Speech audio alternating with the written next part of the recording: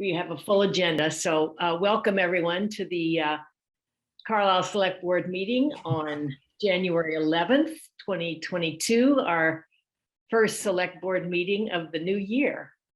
And I want to quickly review the agenda.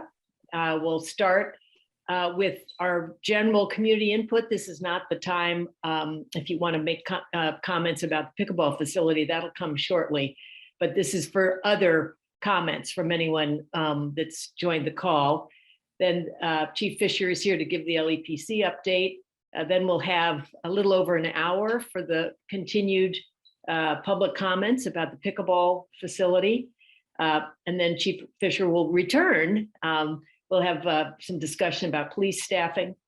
At 8:45, the Council on Aging is going to tell us about a proposal around the senior tax deferral program. And then at 9, we have a presentation from the Transfer Station Task Force. 9:30, I'm sorry, 9:30, the town administrator is going to talk with us about the COLA recommendation for non-union town employees. At 9:45, we'll have the town administrator's report, liaison reports after that, and then approval of some warrant articles. We don't have minutes to approve tonight, with the hope of adjourning at 10:05. And along the way, we do have some various staff or guests joining us for different parts of the agenda. And when that is happening, I'll introduce those folks as well. So I'd like to invite Chief Fisher to please give us the LEPC update. Thanks. Thanks very much for having me. So the LEPC met yesterday. Of course, the majority of the discussion was around the surge in cases we've had here in Carlisle, and frankly, the surge in cases regionally and nationwide. Specifically, some of the things that statistics that folks might find useful. There were 99 positive cases in Carlisle in December, and there were 128 positive cases alone the first week of January, so January 1 to 8.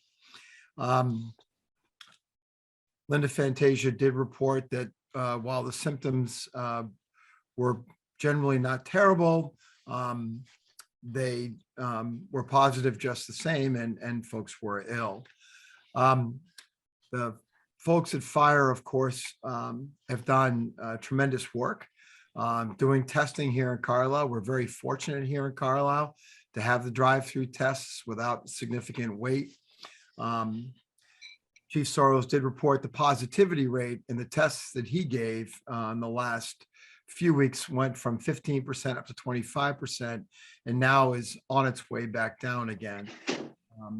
But probably many of you know that there were some lines, but not nearly what folks in other towns have seen for lines for testing. So once again, the LEPC did a heartfelt thanks to members of our fire department that are doing fantastic work. COA reported on a variety of programs they're working on, good stuff, and also spoke about some food resources that were available at this time, still pretty plentiful, and about a significant donation they got to their food program. I think each group, so schools, town hall, a library, did report that they were adversely affected by folks that either were ill with COVID or needed to be out to quarantine for one reason or the other. But town hall still been going well. Schools talked about a pool testing. They did end up with 8 positive tests in the last 2 weeks. 10 pods were tested. And we had a few people out at the police department, both civilian and police officers out that were ill. So it's been a busy time, unfortunately, with folks being ill, but and also some very positive, some very important things around testing. The one thing that both the fire department and Board of Health are looking at is purchasing some testing, some more testing materials, and hopefully they're gonna, we'll have something more out about that soon, the at-home tests. That's all I have to report on, Chair, and if anybody has any questions, I'd be happy to take them. Any members of the select board have a question? I was remiss, thank you, Chief Fisher, sorry, I was remiss in jumping right over the general community input part of the agenda because I guess I'm so focused on the next part with the pickleball discussion. So anyway, does anybody who is on the call wish to make a comment to the select board as a whole? You know, as a rule of thumb, we hear the comment, but we don't typically engage in discussions or question and answers, but we can always get back to you about something. So if you'd like to make a comment now, a general community input comment, what you can do is either just raise your hand if you have your live face on the frame, or you can use the chat, the reactions button to officially raise your hand. So maybe Kate and Tim, if you'll help me out and see if anyone is indicating they'd like to make a comment now. Not at this time. Okay, great, thank you. And so I'd like to also, since we're all the select board members are here now, just very quickly, obviously I'm Barney Arnold, the chair of the select board, and also with us is Nathan Brown, who's the clerk of the board, and David Modell, who's the vice chair, Luke Oscalillo, and Kate, oh yeah, and Kate Reed. So that's the five of us who are here tonight, and also Tim Goddard's our town administrator. Thank you, Tim, and Jen Gibbons is here as the administrative assistant to the select board, and she's going to be taking minutes.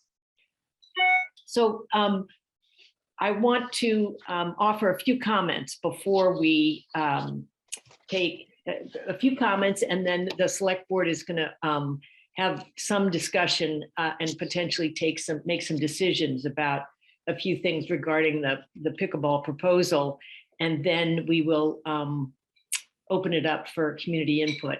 I should also say that Drew McMorrow, who's the chair of the Recreation Committee, is also on the call tonight with us now. But my comments have to do with just trying to provide more clarity and information about how the select board sees this proposal going forward and where we are as a group on it, because I think we've tried very hard. Once we received the initial presentation from the Recreation Commission, we wanted to make sure that the Recreation Commission was able to follow the process that they chose to, provide information to the public and allow public participation in Recreation Commission meetings to get more information. And when it came to the select board, initially, I think our response was, well, we're gonna let folks, read more, understand it more. And so until early December, we didn't have a formal conversation about the pickleball proposal, other than the brief presentation that we received from the RecCom chair in an executive session with us. I think that was late summer. So in early December, when we first started discussing this, I think we got so focused on the details. We were not as thoughtful about allowing for community input to the select board. And I know we heard that from many people, and we got both emails and also just public comment. And so we agreed for the last select board meeting of December, and for this select board meeting, we wanted to give plenty of time for community input public comments about the pickleball proposal. And we're going to continue that tonight. And I applaud those of you that are participating. I think that's always a good sign when people care about what we're planning to do as a town. What we're going to do tonight in terms of the format is I'd like the select board to offer to the community a better sense of where we are as a board on this proposal and what we see happening going forward. And so before we begin the public comment time, what I'd like to do is have the board focus on a couple of questions. And there are three questions that I think would be helpful for us to address as a board and see if we are ready to make any decisions tonight, or even just what the sense of the board is on them. And so one is, we've heard from many people about the desire for the community as a whole to be able to weigh in on the pickleball proposal. And so the first question I'm putting to the board is, do we want to support a warrant article on the town meeting agenda in April for a general vote on the pickleball facility? And by general vote, I'm making the distinction between what is actually required in the grant agreement. And in the grant agreement itself, there is a financial mechanism that the town meeting would have to approve called an enterprise fund. And that is already planned at this point to be on the town meeting agenda. So what I'm raising with the select board is the question of an additional warrant article separate from that one that would be the broader, asking the town the broader question, and the language would have to be, excuse me, the precise language would be worked out with help from town council, who I'm sorry, I should have recognized you earlier. Tom Harrington is here, town council, and also Ethan Lively. Thank you both for being here. So that's the first question.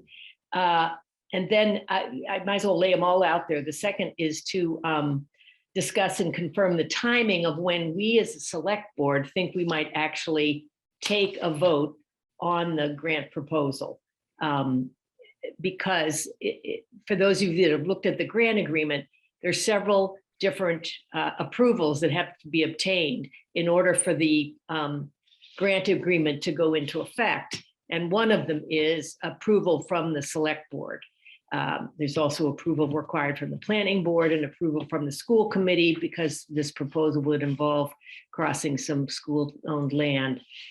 So that's the second question. And as a part of that, I think, is also typically the select board reviews all the warrant articles, and the ones that are kind of relevant to whether or not the select board supports them. We typically then as a select board would do that in early March when the actual warrant closes. So that if, for those of you that see that warrant book, when you go to town meeting, or the one that's mailed to you typically to your home, if you look at the sort of major warrant articles, there's typically some notation at the bottom about different boards having taken a vote of yes or no on particular warrant articles. I'll just start with those two. So I'd be interested, I guess, in the other members of the select board, how you feel at this point, and whether you generally favor the idea of having a warrant article that goes on the town meeting agenda. That's the broad warrant article around whether or not the community supports a pickleball facility in town. So I just want to make sure that I understand the question. So, and this is Nathan.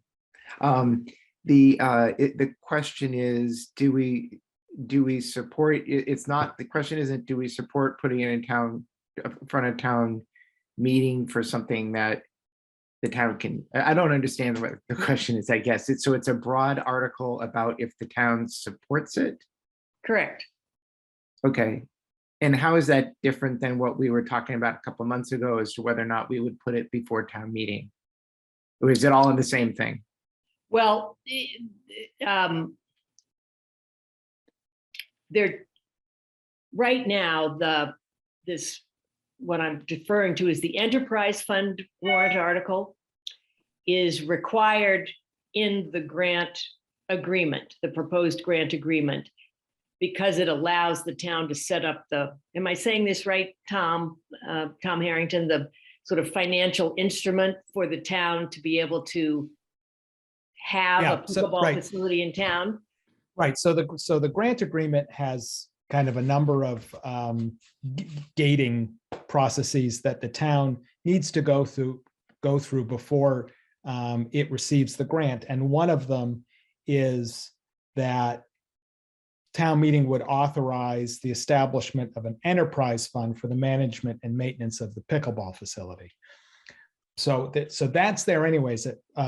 Barney, I think what you're suggesting though is in addition, and this is not just what the grant agreement requires. Well, let me take a step back. We can do it with or without an enterprise fund, but I think the desire is that they have an enterprise fund. But there's still a series of votes that need to happen before a pickleball facility could be constructed. And one of those is a vote of the selectmen that they would approve the use of their land for this purpose.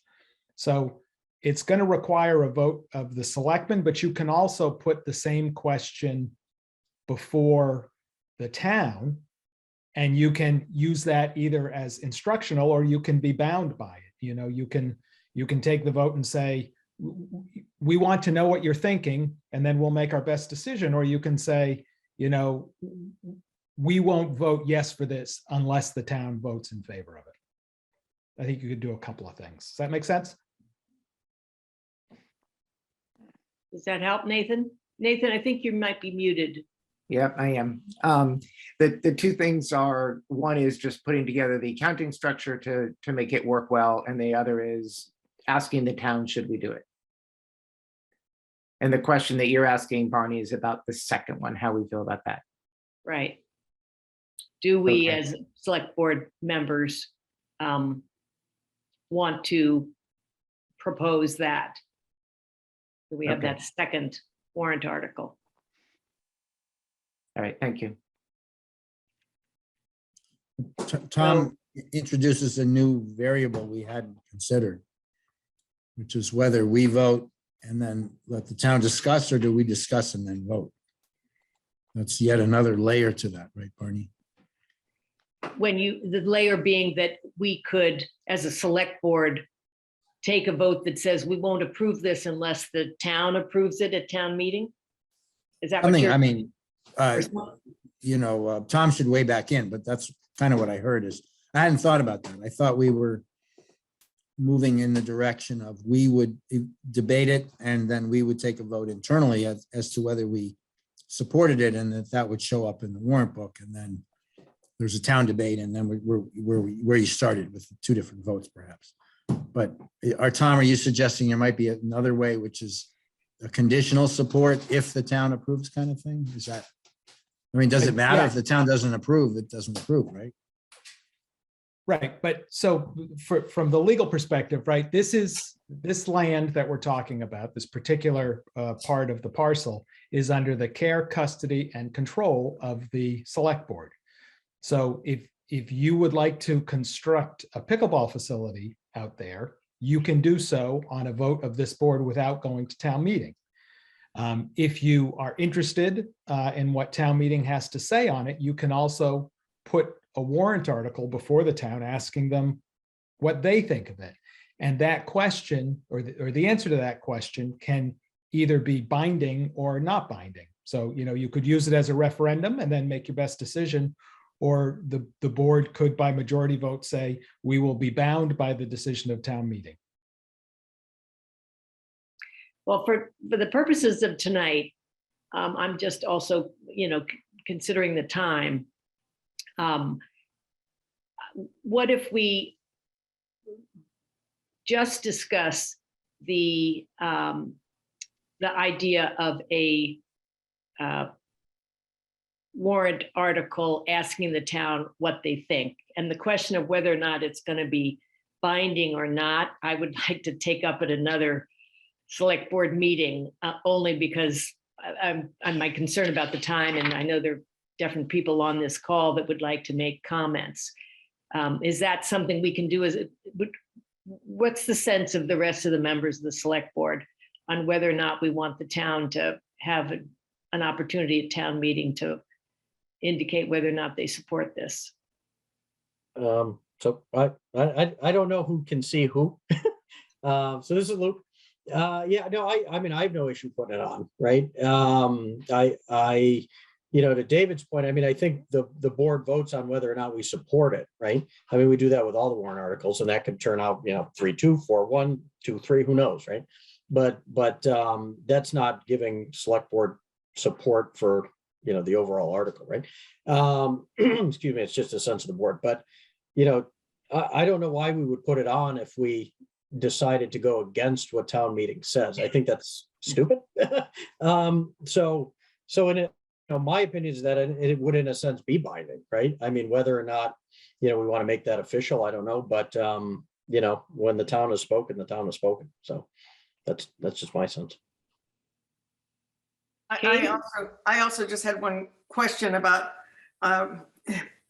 after, and it's been now a week since I've read the grant agreement, so I'd have to go back and look at it. But it seems to me that there was some timing that almost didn't allow us to have it contingent on town meeting. Did we really have the time to let it be non-binding? Let's put it this way, non-binding. I think it either has to be up or down by the end of town meeting, as I recall in some of the language. But having said that, I have absolutely no objection to putting it on the, in fact, I would encourage it to go on town meeting. Nathan? So I would be in favor of putting it in front of town meeting. I think, through the years of being on the Board of Selectmen, I've always been really, really careful to make sure that we're not putting in front of town meeting things that we should just be deciding. And, but I think that this is one of those things where I just really think we need the town's input, and it should go on. And David? Yeah, I think, so there's kind of layers of things here. I agree with all of that. I mean, the town should weigh in just by the very fact that we've had a lively debate about it. We're gonna have another one tonight, hearing, and it's been going on at RecCom and City in the Woods and everywhere else. So, I mean, there's a lot of interest, and the town deserves to be, heard. I also agree that the technicalities of the financing warrant, while necessary per the grant agreement, will be confusing. And so I like the idea of putting a very simple kind of, does the town want pickleball, yes or no? Like that's easy to understand and people can get around that, and then there can be a vote about that. And if it votes down, then of course you don't take up the financing portion, and if it votes up, we explain that now you have to agree to finance it, so forth. So I think that's a smart thing that you came up with, and I support that. And yes, I believe we should do our duty as a select board to evaluate our own position on it in time to be published in the warrant, because, the town deserves to know where we sit on that. And school committee, I would encourage, should probably do the same, even though Tom says it's our land. I mean, it's, there's a piece of it that involves a school, I guess. So I support all those things. I think we should do that. As far as timing, Barney, I think, obviously, as you laid out prior to the published deadline. So whatever that means, in February, I suppose, we still have this hearing. We have to talk to RecCom, maybe planning board, I don't know, master plan, I mean, there's a bunch of things we should do, I think, to get the full input before we do our final deliberation, in my opinion. Thank you. All right, so what I'm hearing is that we definitely support putting this before town meeting as a straightforward, do you or don't you support the pickleball facility on this particular parcel. May I have a motion to that effect, please? I So move. moved. Oh, I beat you to it, Kate. Second. Great. Any more discussion on the part of the select board? Okay, well then let's do a roll call vote. Just because I'm at the head of the alphabet, I start. Arnold, I. Oscar Lilo, I. Brown eye. Model I. Reed, aye. All right, the motion carries unanimously, and so obviously we'll work with town council to figure out the exact language. Then I also am hearing that we should, as we would normally do, look at the relevant warrant articles that we should take a position on. We would do the same thing with this warrant article, and that's likely to be the end of February, maybe early March, in order for it to go into the printed warrant book. Am I hearing that correctly from everybody? I don't know that we need to take a vote on that, but I think what we just decided was that it is going into the printed warrant book, but the exact wordings to be worked out. But in late February or March, we would be deciding, we would be voting on whether or not we supported it. Is that right? exactly, sorry, Okay. I thought, yeah, that's what I was trying to say. Yeah. That we would take a vote on whether or not we support it at that point, and so Yeah. it'll be in the printed version. Yeah, I just Yeah. didn't want people to think that there was another chance for us to not put it in the warrant book. We've just voted to put it in the warrant book. Correct. Okay, great. And lastly, we can come back to this at the end, I think, but I did have a chat with Drew, the RecCom chair, about potentially us doing a joint select board and recreation commission kind of an info session that's more just Q&A about whatever people want to ask about relative to this facility. Because tonight we're not going to have time to, the information that Drew is going to present is going to be new both to the select board. We have not seen it, well, some of the details we haven't seen before. The general proposal, yes, we've certainly seen before, but I believe we're going to see additional detail that neither the select board nor the members that are on the call will have seen before. So we want to allow time after tonight for people to absorb that, think about it, and then schedule some kind of a meeting that allows for a lot of back and forth question and answers. So with that said, let's move on, and I'd like to open the meeting to anyone who's on the call to offer comments about any aspect of the pickleball proposal. And again, I just suggest that if you want to say something, either if we can see you, you can just raise your hand, although your name isn't, I don't see your name, I guess, if we see your face. Is that right, Tim? So I guess the only way to know who your name would be if you do it. Who just did that? That's great. Who put all the names up? Was up for a second and then went away. Anyway, what I was going to say is, so when you're called on, just please remember to say your name and where you live, and then we would like to hear your comments. So I see that Mike Hanauer has his hand up. So Tim, are you able to allow I him? think, yes, yeah, I think if Mike unmutes himself, he can speak. Okay. Thank you all for going through this process with such due diligence. It's much appreciated. I've spent a fair amount of time looking into this, and even beyond the letter I sent to the select board on September 30th, I've really come to the conclusion that this is almost certainly one of the worst Trojan horses that the town has ever seen. I know that sounds like exaggeration, but I really believe this would be a monumental mistake. Somebody wants to build a regional pickleball mecca in our small town. And we know it's meant to be regional because the estimates are that 3/4 of the users of this facility will be out of town. I think that's a terrible thing to ponder, but we have to look at what that means. It's a cheap, ugly looking building.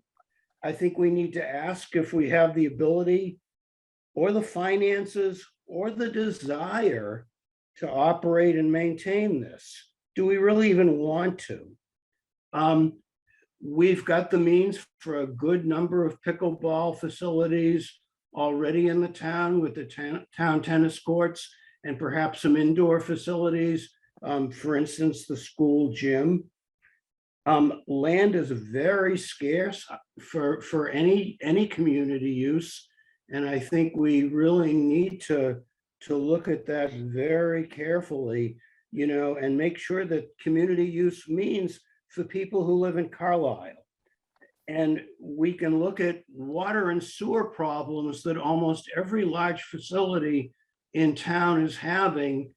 And we need to ask, what is this going to do to our water, to our sewer, and to future possible needs, maybe for a community center or any possible school expansion.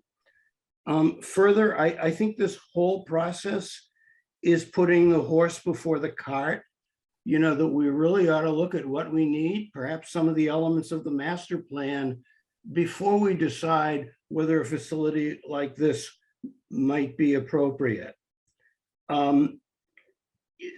A project like this would probably block a number of other projects on this scarce land. Just for what we're hearing, we would require not only water and sewer, but 25 to 60 parking spaces, and all the infrastructure and plowing and salting and so on, to deal with that, as well as traffic.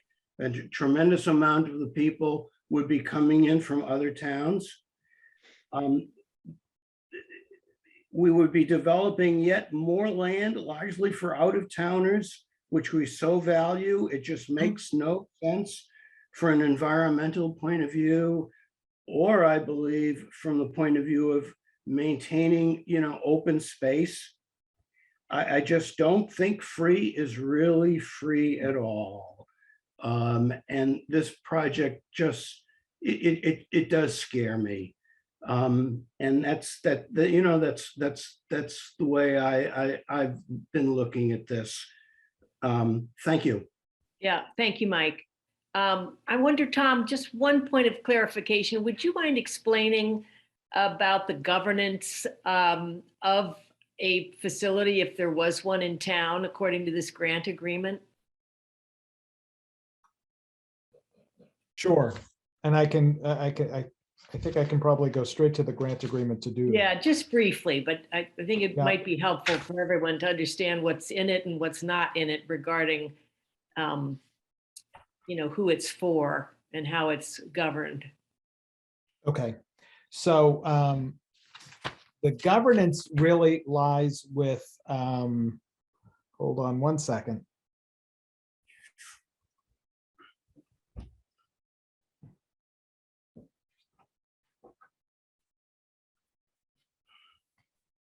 So the town is expected to form a committee that oversees the pickleball facility. And so it's really going to be, controlled by a town appointed committee. And I think that's important. And so the town committee has the responsibility to maintain the facility at a certain level. And if you look at page 5 of the grant agreement, and I'm sure people have seen it, that's kind of where it goes through how to manage memberships and the maintenance and that sort of thing. But the maintenance or the operations are controlled by a town committee, and the town committee may consult with the with the donor, but certainly doesn't need to follow their direction. They're required to consult, but they're not required to do more than that. So it would be controlled by the town. Thank you, Tom. And I see that Daphna Crook Gordon has indicated she would like to speak. So Tim, if you could. I am unmuted. Can you? You are unmuted. Great. Thank you. Whoops, you just muted yourself again. There you I go. did that, yeah. All right, welcome. Thank you. My name is Daphna Crow-Gordon. I know some of you from our past dealings with the town. Our relationship with the town is I represent TIL, Toward Independent Living and Learning, and we operate the 2 group homes that are directly in front of the proposed site. So that's one of the first things that I want to say. I know that it's not official, so that we didn't have to officially get a letter saying what to notify us as abutters, but in reading in the past few days, in reading the grant and reading the proposal, it's just, there's no mention that we are actually abutters, and that any indication of respecting our position and frankly how we're going to be impacted has been noticed by the proposal. So I just want to make it clear, we occupy the front over at High Street, and that's how you get into the location. So that's the very first piece. The other is that we are going to be impacted. I can't imagine in any positive way in terms of the traffic, the access to get to that part of the land. And I also, for the people who perhaps remember the roughly 2 years that we went through before we were able to actually build and occupy the 2 homes, we met with just about every committee, every commission. We had many public meetings, and there was so much emphasis on the aesthetics of the 2 homes. So I find that in just direct contrast to suddenly slapping up a metal building, which does not fit into the aesthetic of the town, let alone the aesthetics of that particular area, and our 2 homes, which turned out to be internationally recognized by the architectural board of homes like this.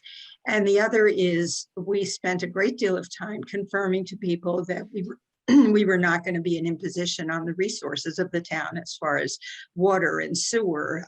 We had to put in special fire lanes, really to make sure, even though the town was very positive and wanted this kind of group home, the 2 group homes there, one being for people with acquired brain injury, the other being for people with intellectual disabilities from the town and local areas.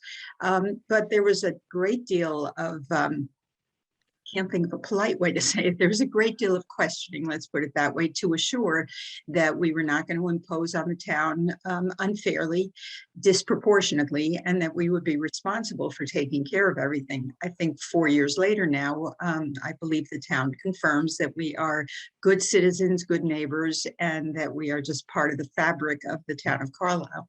So in contrast to what we went through, to think about a structure that is this large, that is so disproportionate to the demographics of Carlisle in terms of numbers, that so many people would be brought in from outside.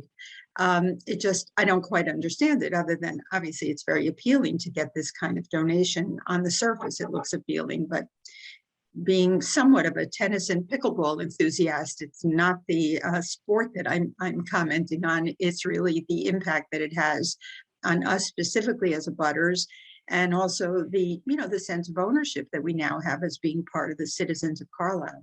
So on all those grounds, the initial proposal with really a community center, the beautiful way that it was designed, makes so much sense, and really what the fabric of the community is all about, as opposed to what's being proposed here. Thank you for your comments. Let's see, who else is waiting to speak? Debbie Bentley, I see your hand is up. Okay. Hi, I'm Debbie Bentley. I live on Heald Road.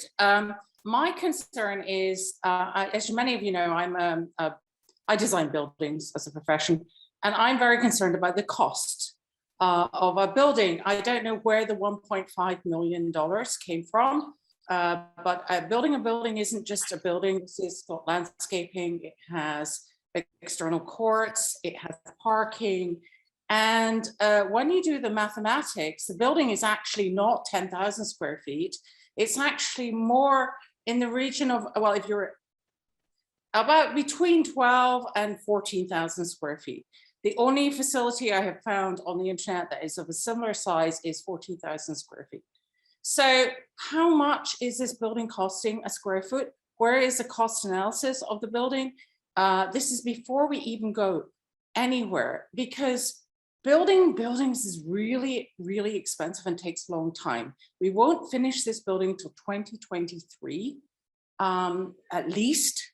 The cost is just escalating out of control. I am really concerned, very, very concerned that you cannot build this building for 1.5 million, and who picks up if it comes into 3 million, which is probably, I don't know. I don't design sports facilities. I don't know how much they cost, but I don't think they cost this little if we're spending $1 million on a playground. That's it. Thank you. Who else would like to comment? I don't see any other hands up at the moment. Oh, wait, let's see. Oh, Angela, I think I see your hand up.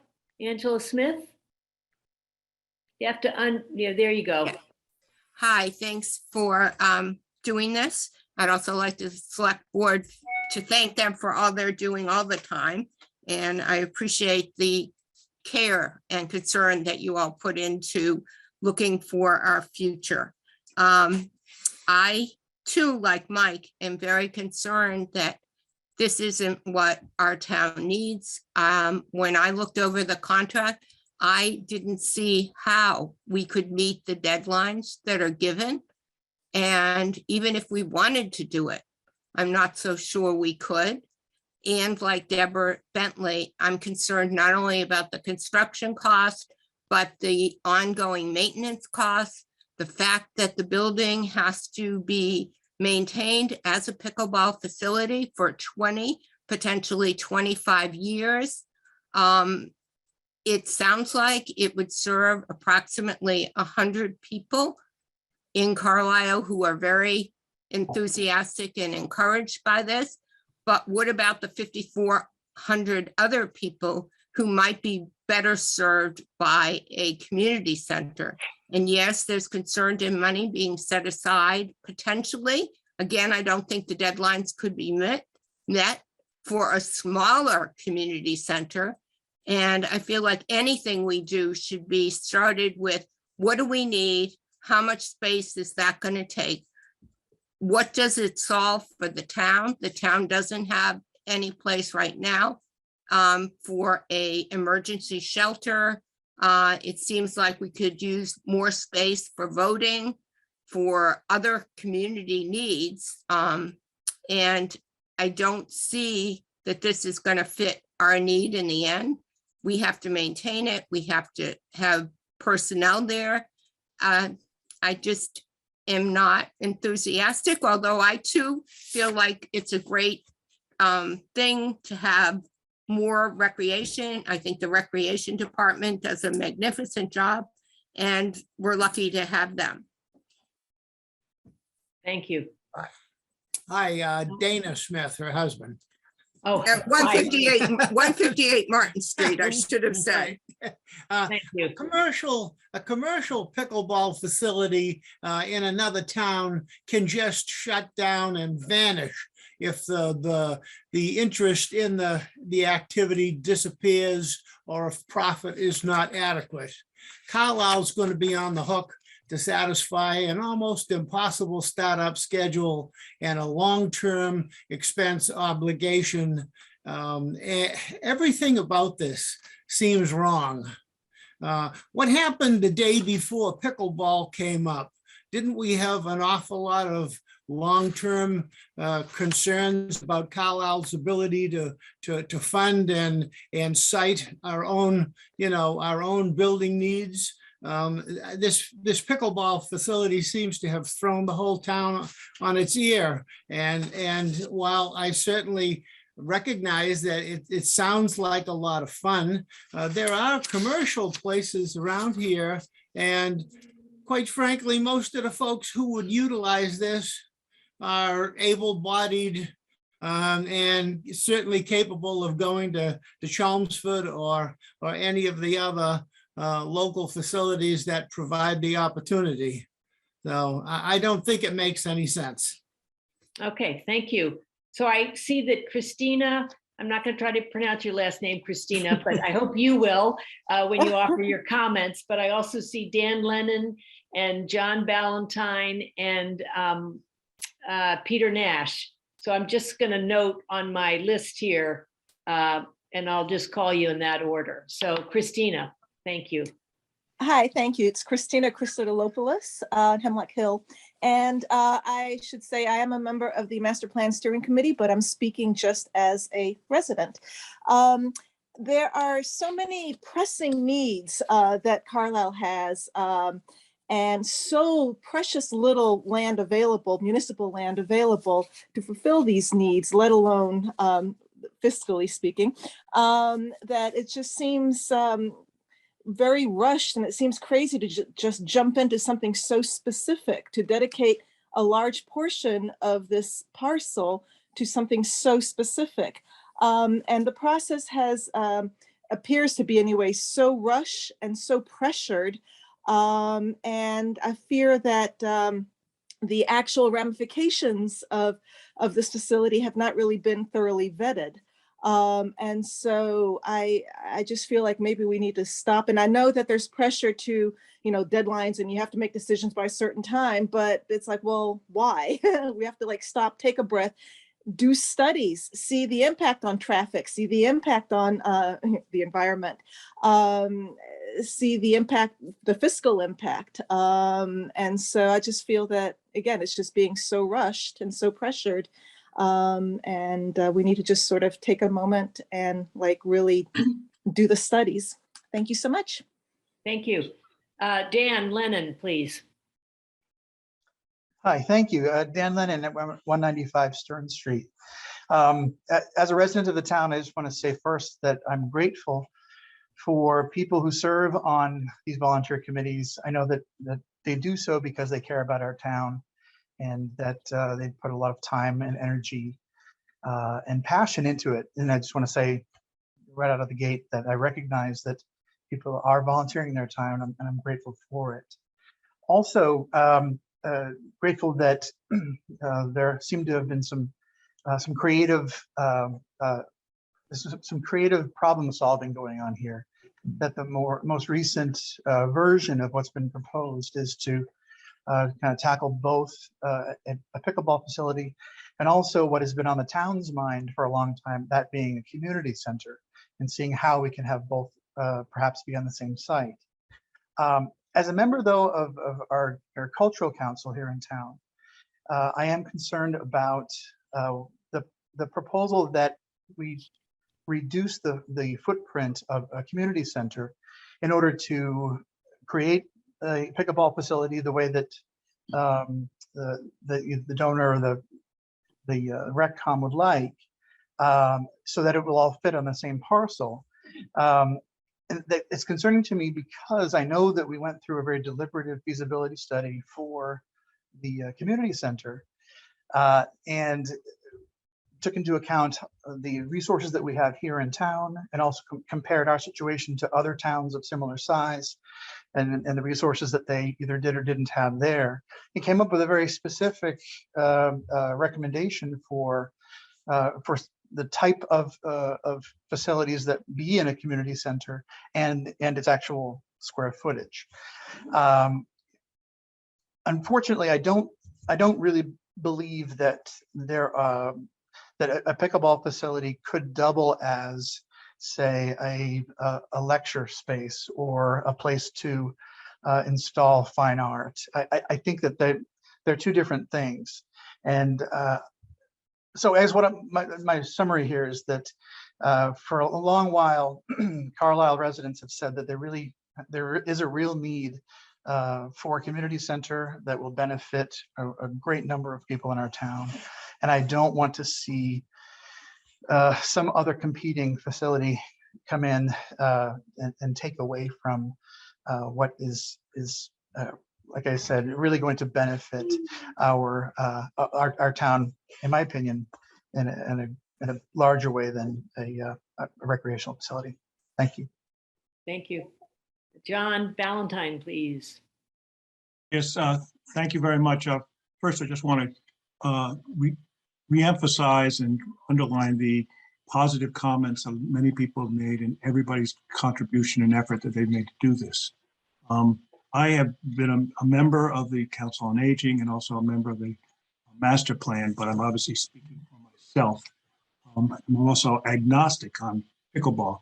However, I do think we need to look at our longer term plans of what we're trying to do in the town in terms of the facilities and how we use that, and also on Banta Davis. And I know when I was involved in the Benfield project years ago, the RecCom put forward a plan on their space and recreation needs and the number of playing fields and things like that.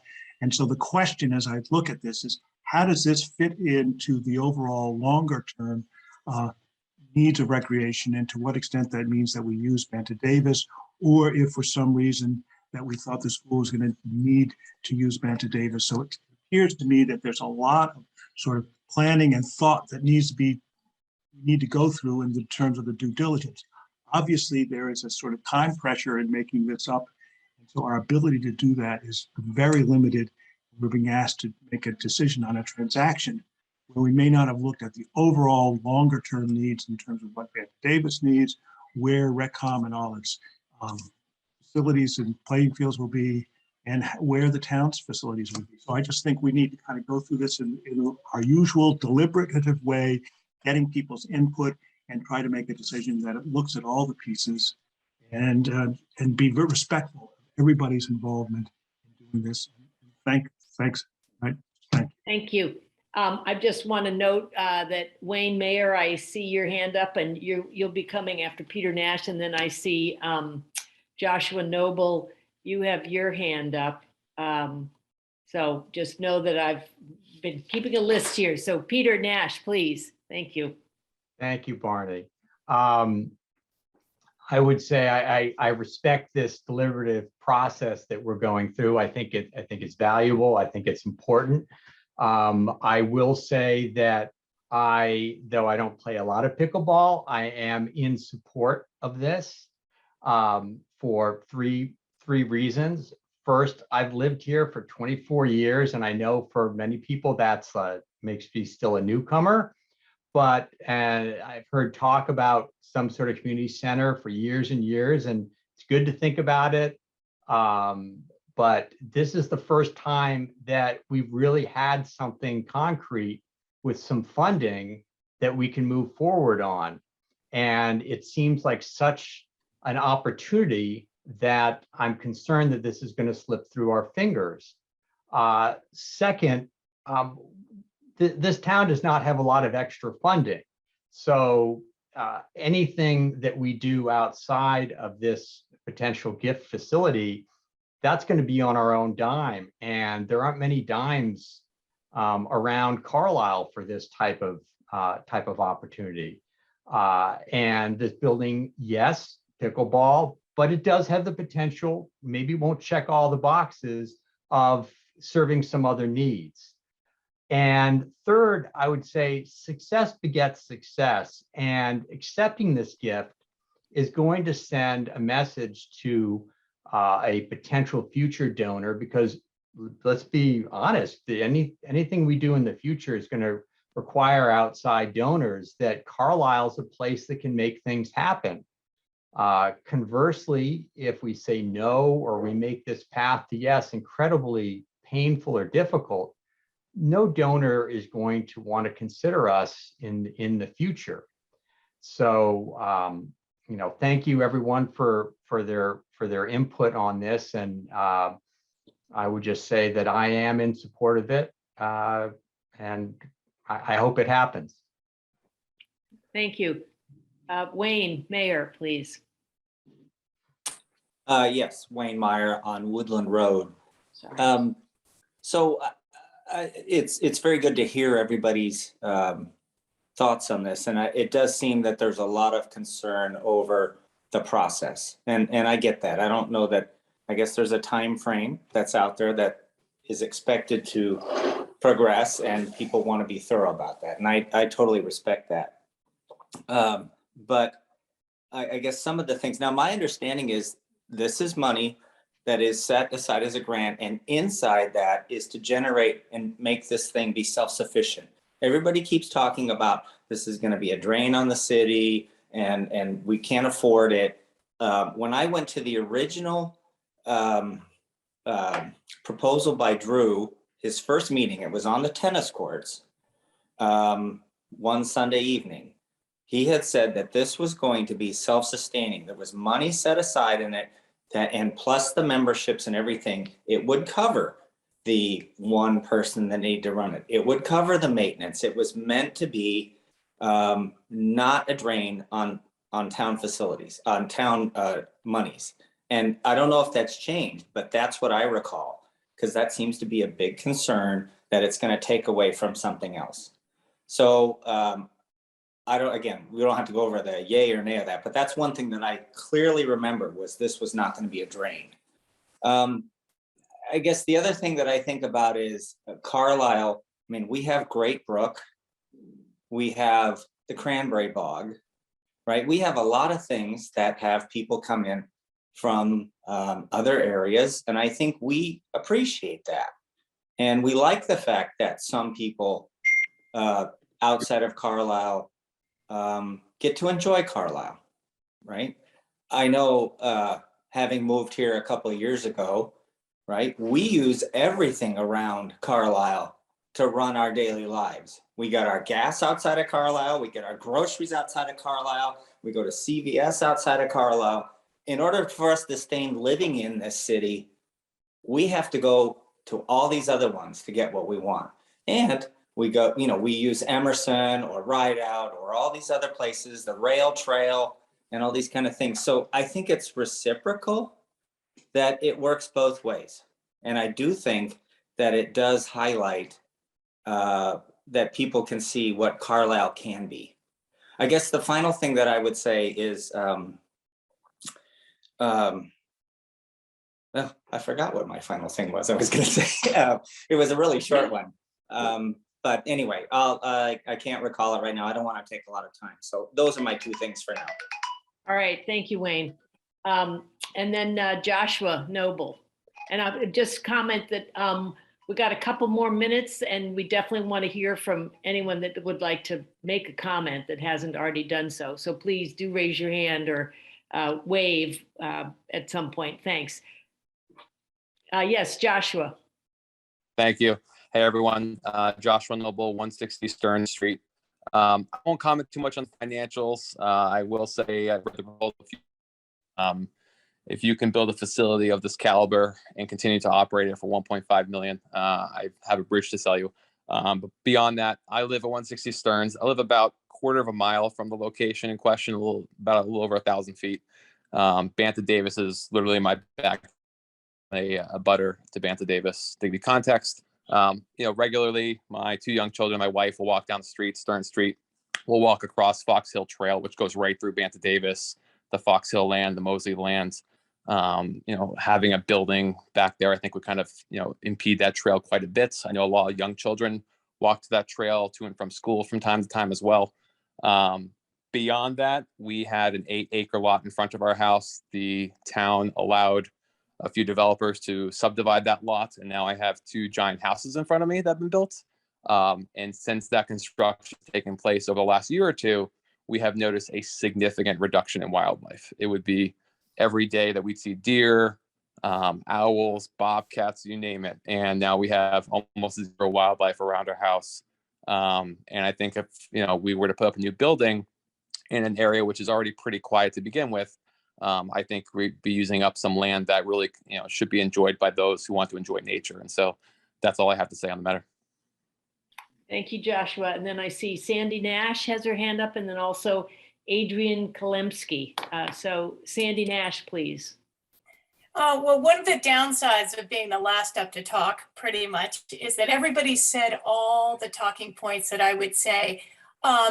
Really, I love the idea of opening our borders to other towns. I feel that that's the right thing to do. We tap hard into other towns for a variety of different reasons. I'm a big supporter of any and all recreational opportunities. We fully support getting people outside and getting them moving. Pickleball is here to stay. It's not going anywhere. And I feel that it, covers a big span of demographics from people who, it's baked into our school curriculum for gym. It's been demonstrated to be very helpful for rehab and senior citizens just staying active and everything. So there's no downside to pickleball. I think that the rec department has done a super job of doing due diligence of, how it's going to be built and the resources and finances behind it. I just wish that we could all be supportive of projects and recreational opportunities that don't necessarily benefit us, even if you're not a pickleball player. Yes, I'm admittedly addicted to pickleball, but even if you're not, please try to see the good side of this project, and please try to see that the gift is a gift to our town, and we need to sort of not be looking, if we say no to it, we better not sort of be looking 5 to 10 years out with the town realizing that pickleball is here to stay, and we then have to tap into tax dollars to build a facility because you missed this opportunity. So again, I'm really not saying anything that people that support this project haven't already said. I just really hope that people take the time to learn about this project so that we can move forward with it. I'm in full support of it. Thank you. And Adrian. Hi, so Adrian Kalemski, and I live on Blaisdell Drive. And I've really been trying to actually do exactly what Sandy is describing, which is to look at this from a lot of different angles and try to, collect as much information about this. And I really want to echo the concerns that I've been hearing today. I've been so impressed by the process that the town has gone through to determine its priorities and its future direction. And pickleball really, pickleball and the proposal as it's written really don't honor or align with that process. So I really want to echo and support what I've heard this evening, especially, but not limited to Mike, to Daphna, and to John, that there are so many opportunities for our town to be creating and developing assets that benefit multiple facets of the Carlisle community. And a massive pickleball facility is not it, really, for the reasons that I'm not going to repeat sort of at the end of the meeting, but that have really come up consistently. Thank you. Thank you. And thanks to everyone that has offered comments. I do want to move ahead now to Drew McMorrow. Thank you, Drew, for being here, because he has a presentation to offer us that I think will provide some additional information to everyone. So I hope everyone will stay with us that's interested in the pickleball project. Thank you, Drew. Thank you, Barney. I suppose I should be able to share my screen. Let me attempt to do that and make sure that I've been authorized. Give me one moment while I expand all of you so I can see your it's up. faces. Okay. Great. And so I was asked to address 3 questions. My presentation is limited to that. And I know that we're already over time, Barney, so I'll try and go quickly.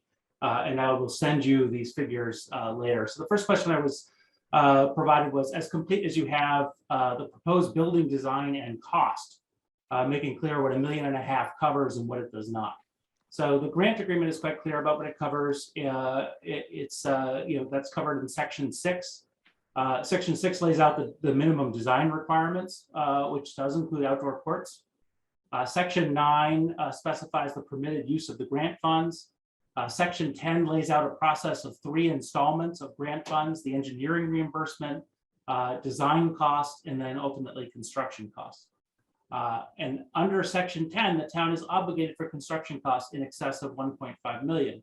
But I want to be clear that I think the grant agreement, it protects us from any excess cost or liability under this, because in municipal construction, construction costs are done on guaranteed bids.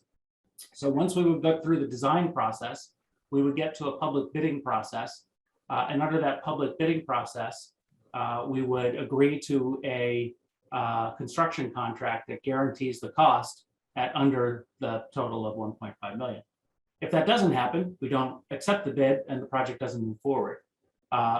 Probably more likely, something different would happen and the donor would agree to fund more rather than not see it happen.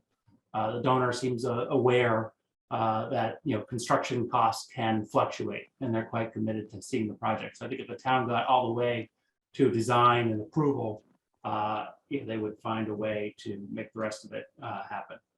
But in no case, would the town end up obligated for excess construction costs that I can see. And I had the help of town council in building those contingencies into the agreement. As to the cost of the construction, I don't know if this is going to be big enough. Excuse me, Drew. Sorry, Drew. Is there a way to enlarge the screen? Yeah, I was just going to do that. I was going to ask. Oh, great. Need to do Great. And yeah, thank you.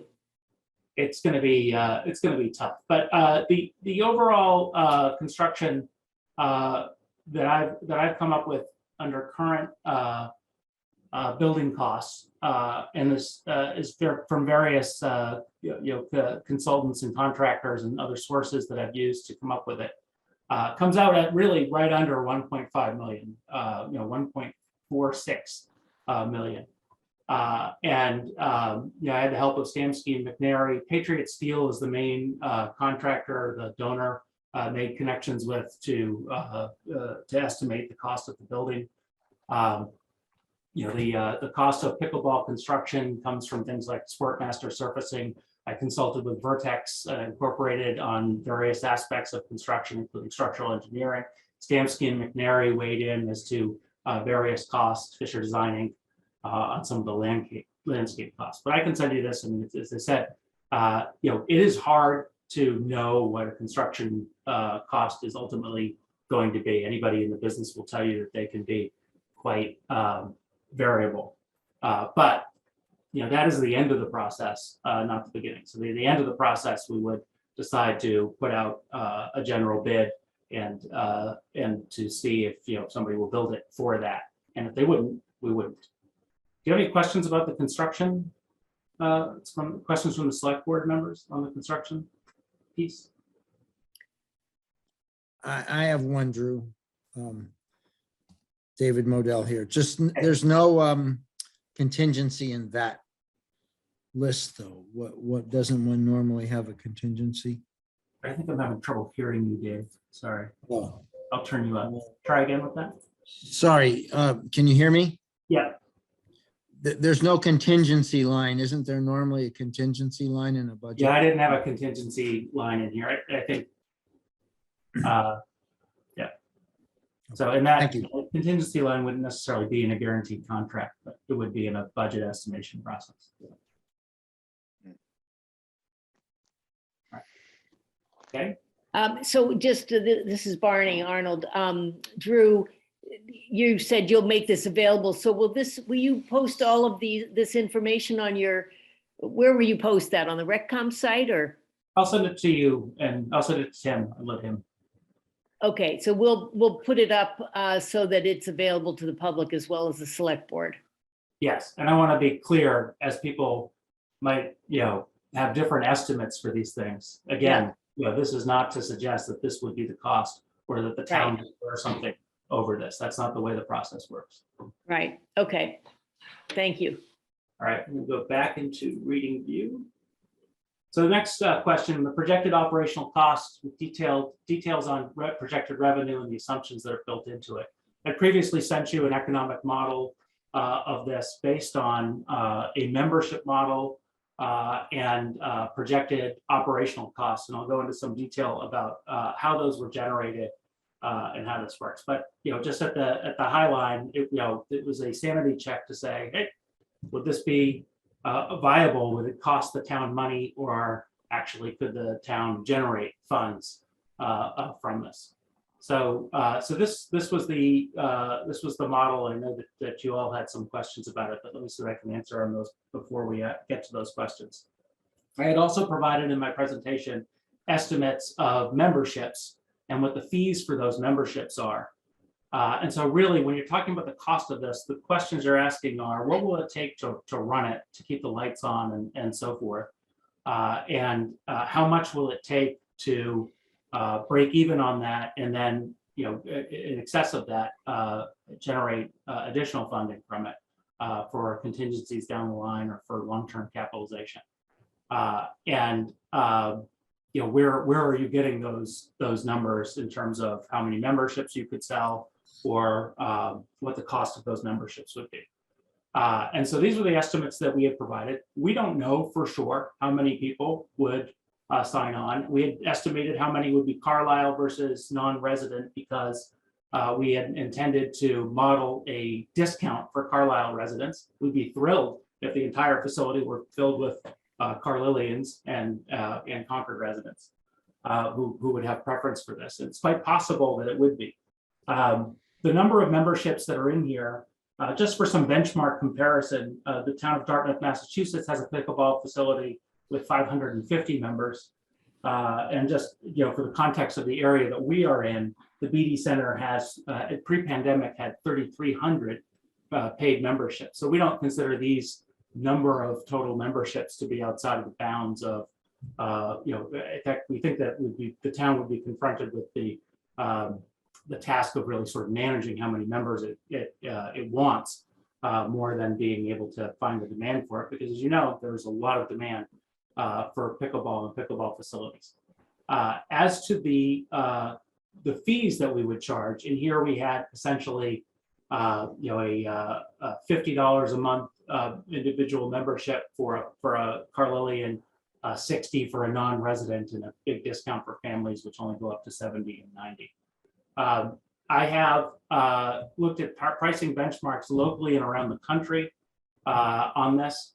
Most facilities charge by the hour of court use, or some combination of membership fee and court fees. And roughly the equivalent. So the reason I didn't do that is it's much more it's a much more complicated model to explain to the public. And I'm not the one setting prices. There's a governance committee for that, and I'm not pretending to be the one to be setting prices on this. But the equivalent cost per hour, if you were just to use a court fee model for the membership model, would be about $20 an hour. And that would assume that a member was playing 10 hours a month and only playing in doubles, and paying their $5 an hour share of a $20 an hour court fee. Locally, court costs are much more than that. For instance, Pickles of Hanover has an $80 a month membership plus $20 an hour, and they have excess demand, by understanding. Even over in Concord, the Cunt Gym is selling for $40 an hour. So I'm not saying again that I'm interested in setting the fees or setting them higher, because I think one of the nice things about this being owned by the town is that it can be priced in a way that makes it an affordable sport, particularly for Carlisle residents. But sanity checking whether or not you can charge that much, what we're talking about in our model is well less than the prevailing cost.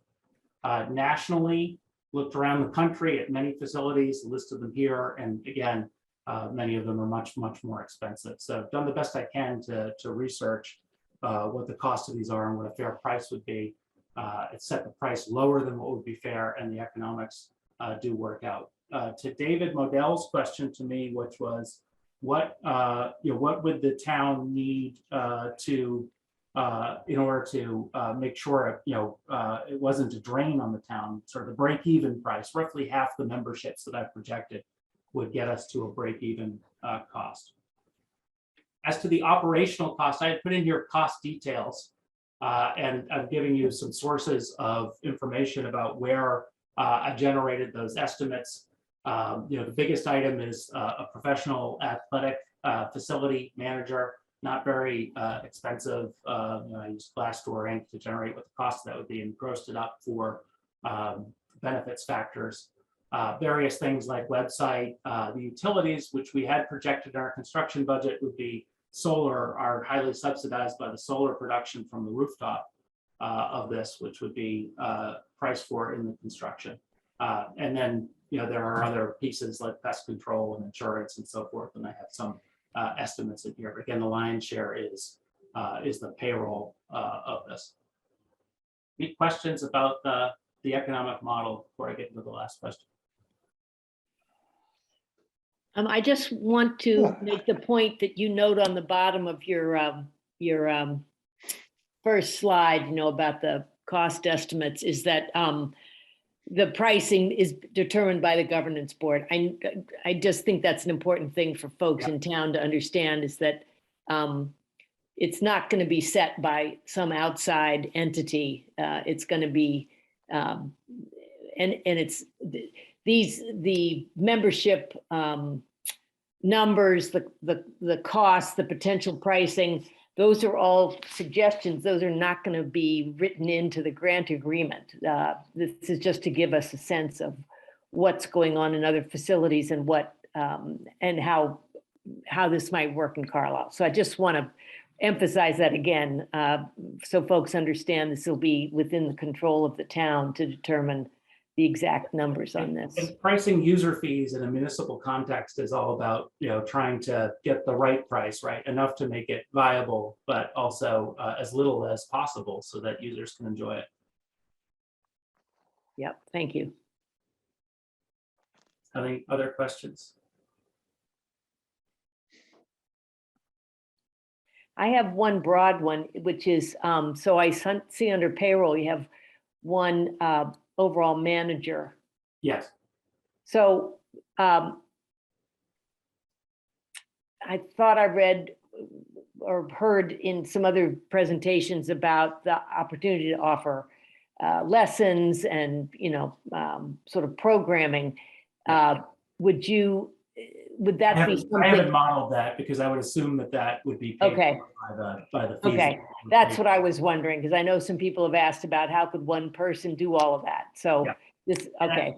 And one other thing I'll mention, I did find two other facilities nationwide of similar size that did have their profits and loss statements out there, their costs. So Steamboat Springs, Colorado has annual revenue of 180,000, annual cost of about 130,000, and facility in Charlotte, North Carolina, which is 8 ports, has 209,000 of costs. So,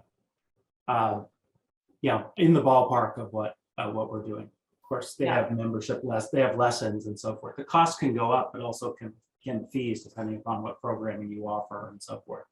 And we don't envision that the facility would have to be, again, this is not something I decide, but one possibility is that a facility could also be self-service. You don't necessarily need somebody there if members have a code or a card and can go in.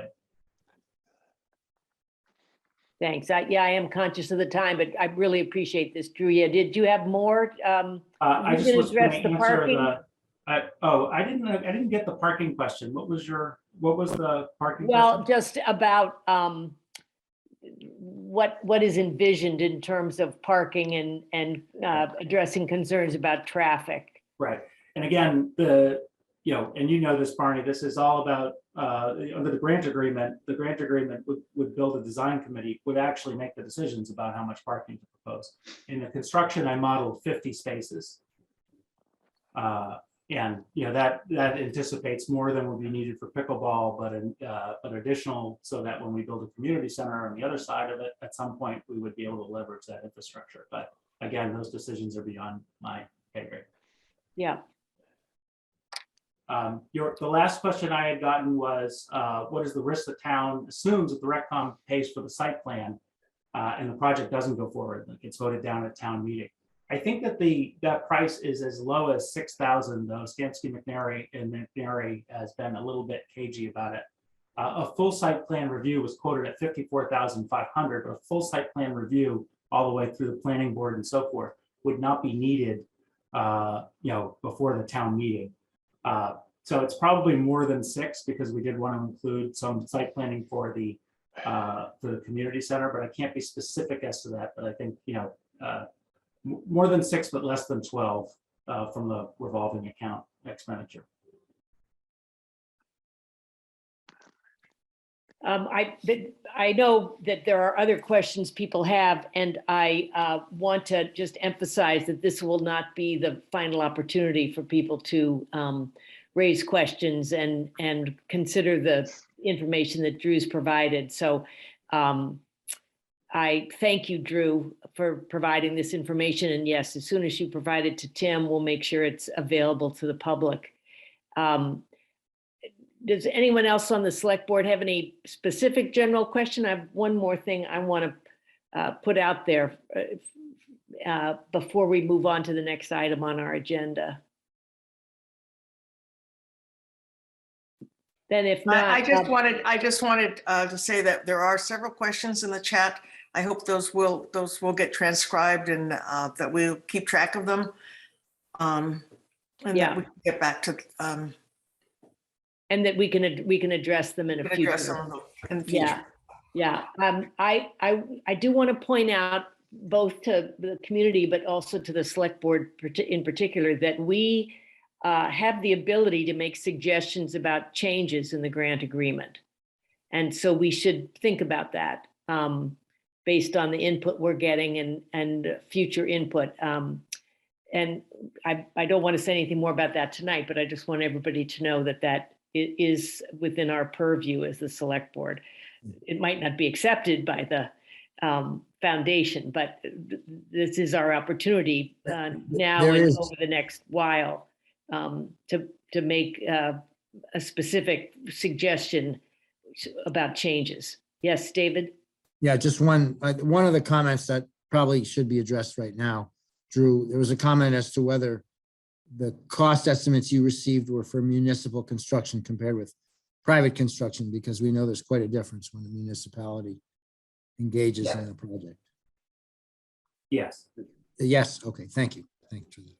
All right, I know folks have more to say, but I apologize, we're out of time. And I know there are other people coming up on the agenda that have been waiting patiently as well. So again, we will continue this and we will arrange for a follow-up session with the Recreation Commission as well as the Select Board to delve into more of the details with everyone. Thank you very much for those of you who have joined us tonight around the pickleball conversation. Chief Fisher, thanks for your patience, and I understand Victor Liang, I think you're also here representing the Finance Committee. So thank you both for being here tonight. And we'll turn it over to the two of you. Thanks very much. I sent out the PowerPoint presentation, well, just 2 slides to talk to folks or to use as a guide tonight. So hold on one second, Chief, and let me just ask, Chief, do you have those to share, or Tim, were you going to share those with all those on the call? I'm hoping that Tim can bring them up. I'm having a little problem VPNing over to my other computer to grab those off. I had them up, but this went a little longer than I thought, and I'm not able to get the VPN to work right to get the PowerPoint presentation up. So okay. I could either ask if Tim could let Victor share his screen. Victor has them, or if Tim has them, or if Jen has the ones I sent over. A few others have them, but I'm not able to access mine right now. That's okay. Let's see. Victor, I see you're on the call. Are you able to, if Tim gives you the host ability, are you able to share those slides? I don't see Tim. I'm here. Okay. I think I can find the slides unless Victor is prepared to share right now, but it might take me a minute. I'm actually looking for them. So if you have them or you can find them before me, I think, why don't we have a little race here, see who can find it first. All right, Okay. They're in the here we packet. go. Here we go. Hey. A little big, Excellent. All right, Thank you. but thanks a million. See if I can. I'm having a problem being able to, I guess I can. All right. Tim's So gonna have for- to move it for you.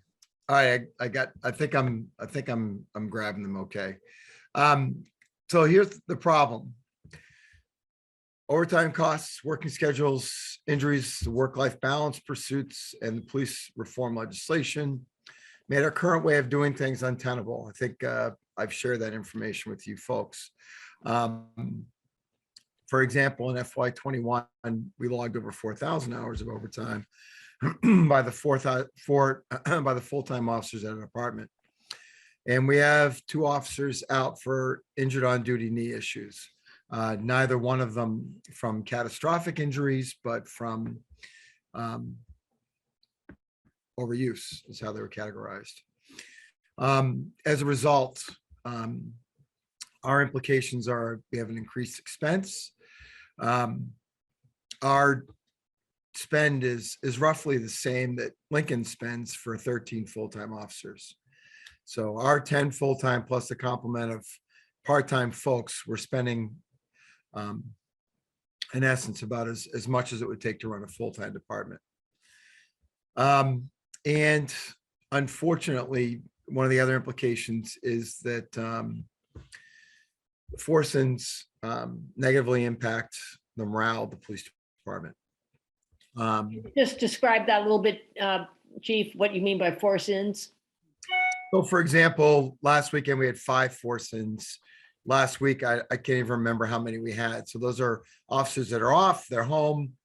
Obviously, we were hit with COVID last week. One of our full-time officers who was working 40 hours came down with COVID, and those folks had to be ordered in. So no part-time officers took the shifts, and no full-time officers volunteered to come in.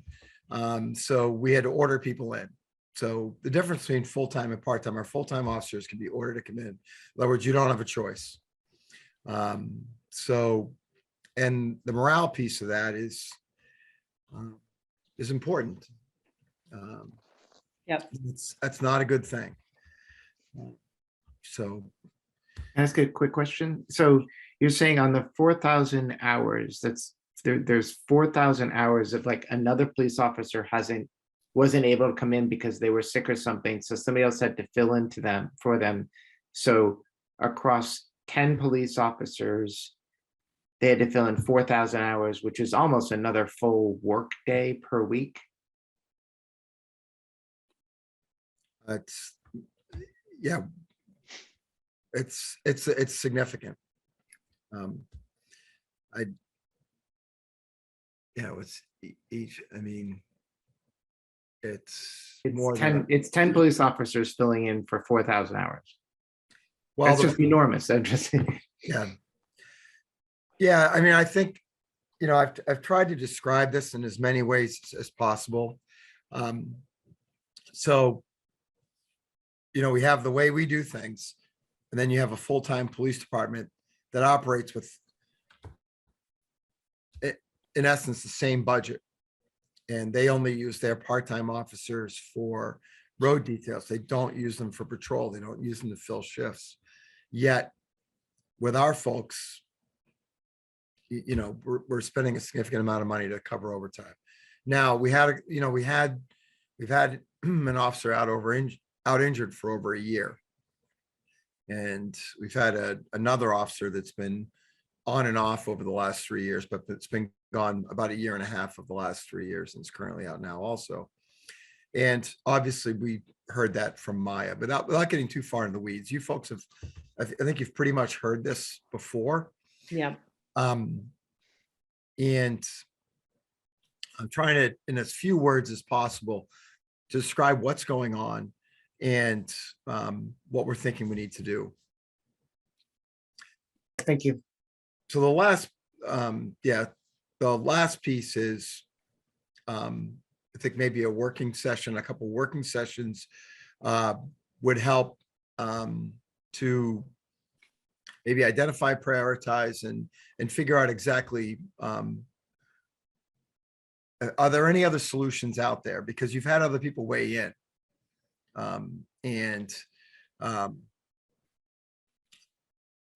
You know what my ideas are, and maybe it's the working group idea would be the way to go.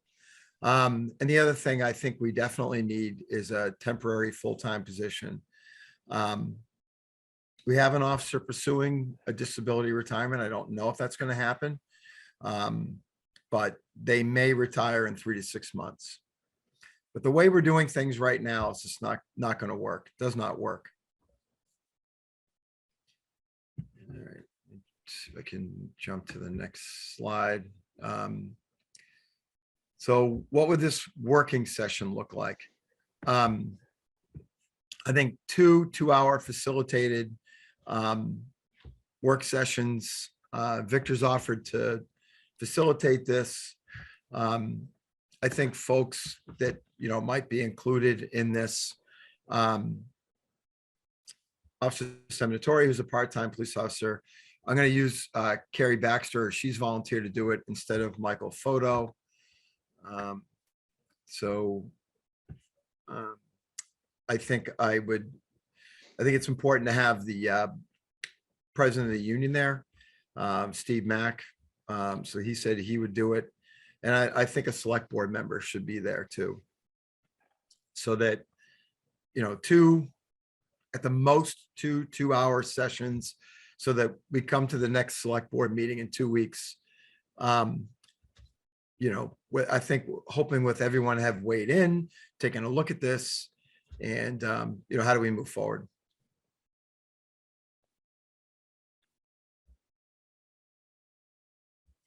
So anybody have any questions? I'm trying to be respectful of time. I know I don't want you folks to get behind time. We're okay, John. We've got till 8:45. Excellent. Victor, you and I have batted this around quite a few times. Is there anything that we've discussed from 10,000 foot level that you think it would help to bring forward? I talk about this so frequently, I sometimes lose track. No, I think you've captured essentially, our conversations. And just as a backdrop, I think, Chief Fisher has brought up what he feels is the solution, which is really to go to a full-time force and needing to add, the number of individuals that he's kind of requested. And I think this is really kind of doing that one last, check, because the reality is that, this part-time, full-time, part-time setup has been in place for a while.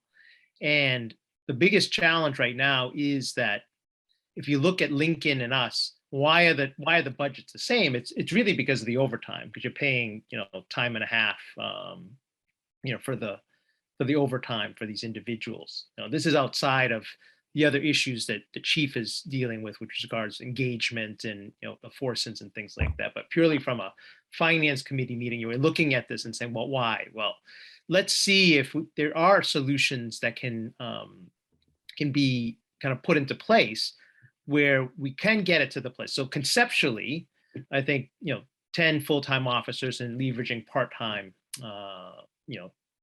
would yield a smaller budget. But the reality is the way it's operating right now, and there's lots of reasons, and I think Chief has gone through these reasons with you, that leads to this overtime.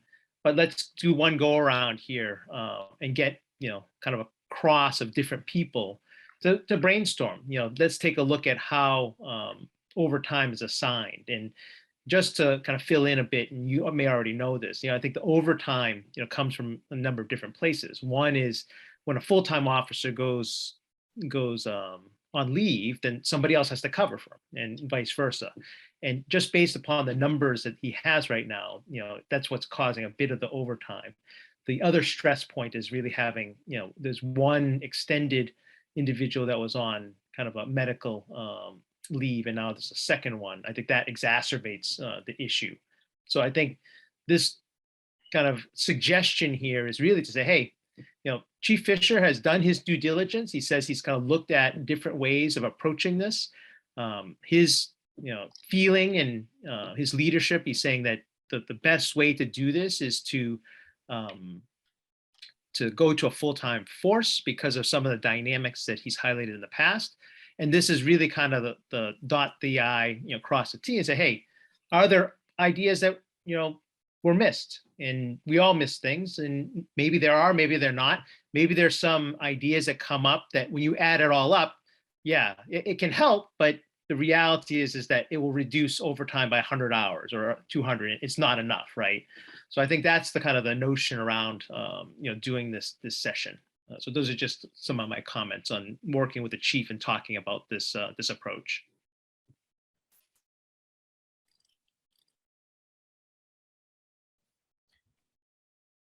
And Victor and Chief Fisher, how do you, what's the, you say here that under the timeline that the Finance Committee is going to discuss the full-time officer request. Is that something you're going to take a look at soon, Victor? So I think the timeline, and we probably should have put a date on that, is sequential. The way I kind of see it is, and we, I think we go through this conversation with regards to adding headcount, whether it's the police department or anywhere else, is that really it's a select board, decision between the select board and as it comes through, then it comes to us from a finance perspective to look at what can the town afford in that. So what I probably should have put there is like we should have put there is like February, once the sessions are conducted, the work sessions are done, the outputs reviewed with the select board, and certainly you guys can have a dialogue, and maybe you need more than one session to say, based upon what the output of that is, yeah, I think there's enough solutions here that maybe we should continue to, try to work with the part-time setup if we implement some of these things, or maybe it's, yes, it's gotten some savings and maybe it's approving one head count in addition to supplement, or maybe it's two, and whatever select board comes out with, then it comes to FinCom to just review from a financial standpoint. And obviously we'd probably want to hear, I would have already heard it, but I think the broader FinCom would want to hear, what were the ideas, what was the board of select board's kind of discussion, and, the reasons why they decided that they wanted to go a certain direction on this. So that probably should be in February. And I think that was done somewhat to fit the budget timeline, because obviously we have to finalize that in advance of, putting the, the warrant book together and such. Thanks. Other questions from the select board? Easy group tonight. I have a question. David? Yeah, thank you.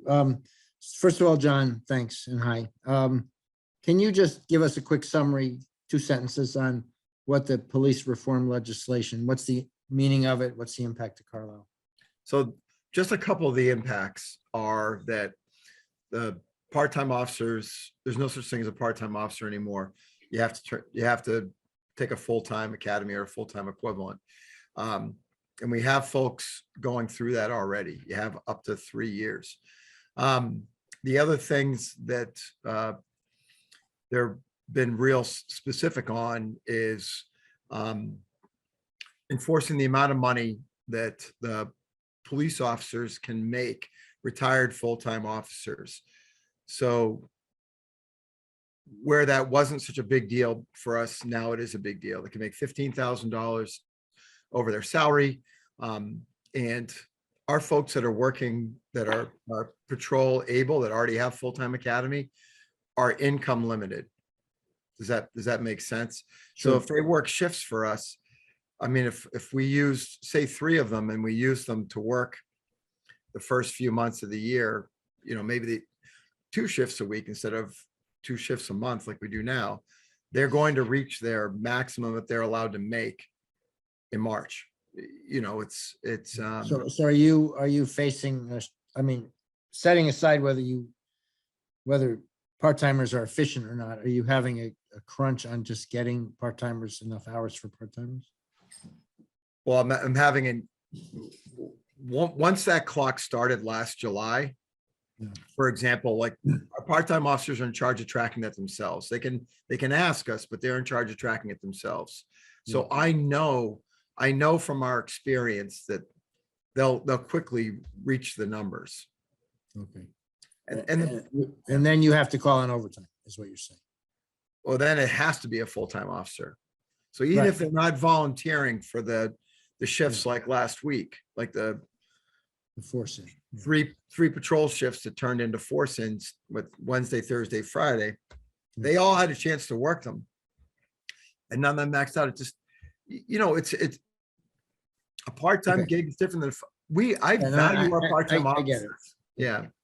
Okay, so I mean, it's setting aside whether you're biased toward having full-time force. The legislation is forcing us in that direction because of the needing the training and the income caps on the retirees. Absolutely. Okay, so And- let me ask Victor a question. So Victor, if I understood you, you said like the select board should weigh in first and then FinCom could take it up.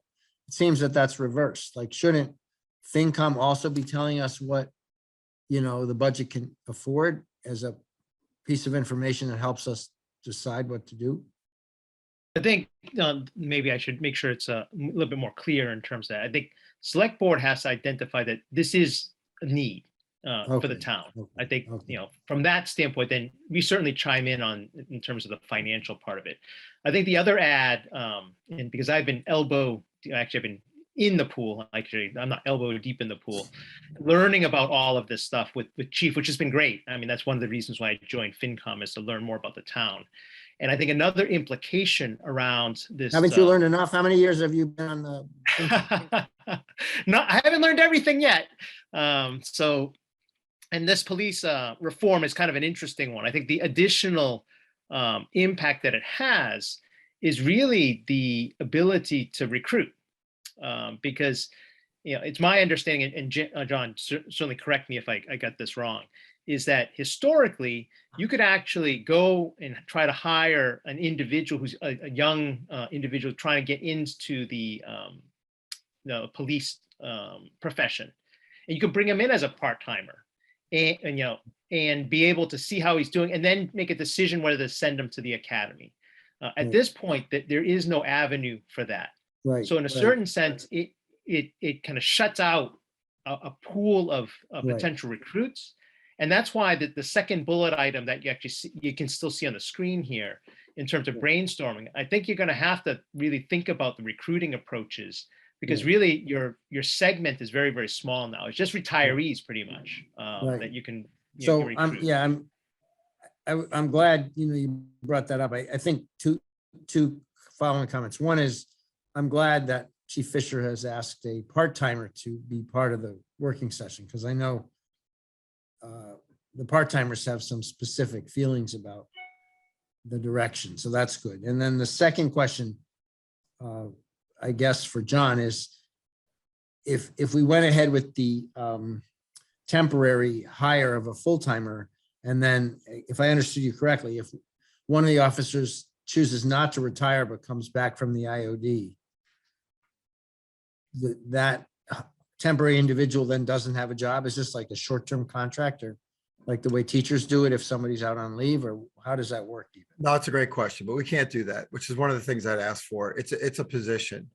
So I think that would not be fair, because this job's a profession. And, you know, if our part-time officers, who I do value, and I care for each one of them, and I know they identify themselves by the important work they do, but none of those folks can help us out because they can't jump in and work those kind of hours. If they, as soon as they did, I'd burn up 4 of them in 2 months. Right. You know, that's not how they really want to work. If they wanted to still be full-time, they'd be full-time. Okay, well, I mean, I commingled two issues, so I got that on the part-timers. But what you're saying is, what was presented was a temporary position, but you're saying it wouldn't really be temporary. No. Okay. Thank you. So let me add a piece to that as well.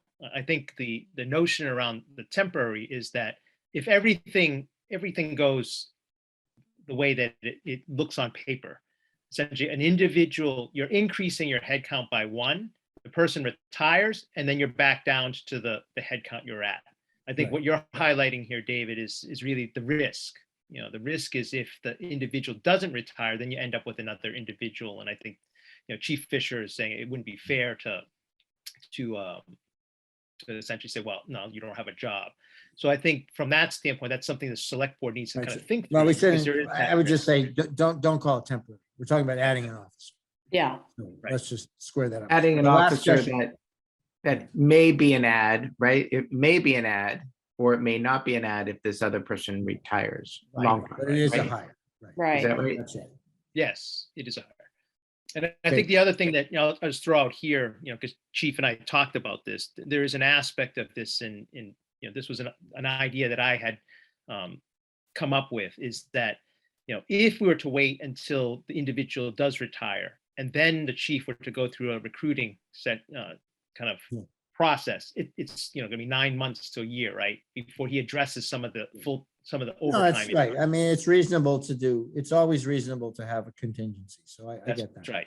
I have one more question. Maybe it's a Victor Yeah, and question. then we need to try to move on shortly is- thereafter. When an officer is IOD, to me, that's a workers' comp issue. Does the workers' comp insurance kick in? In other words, is that salary being paid off a different pot of money?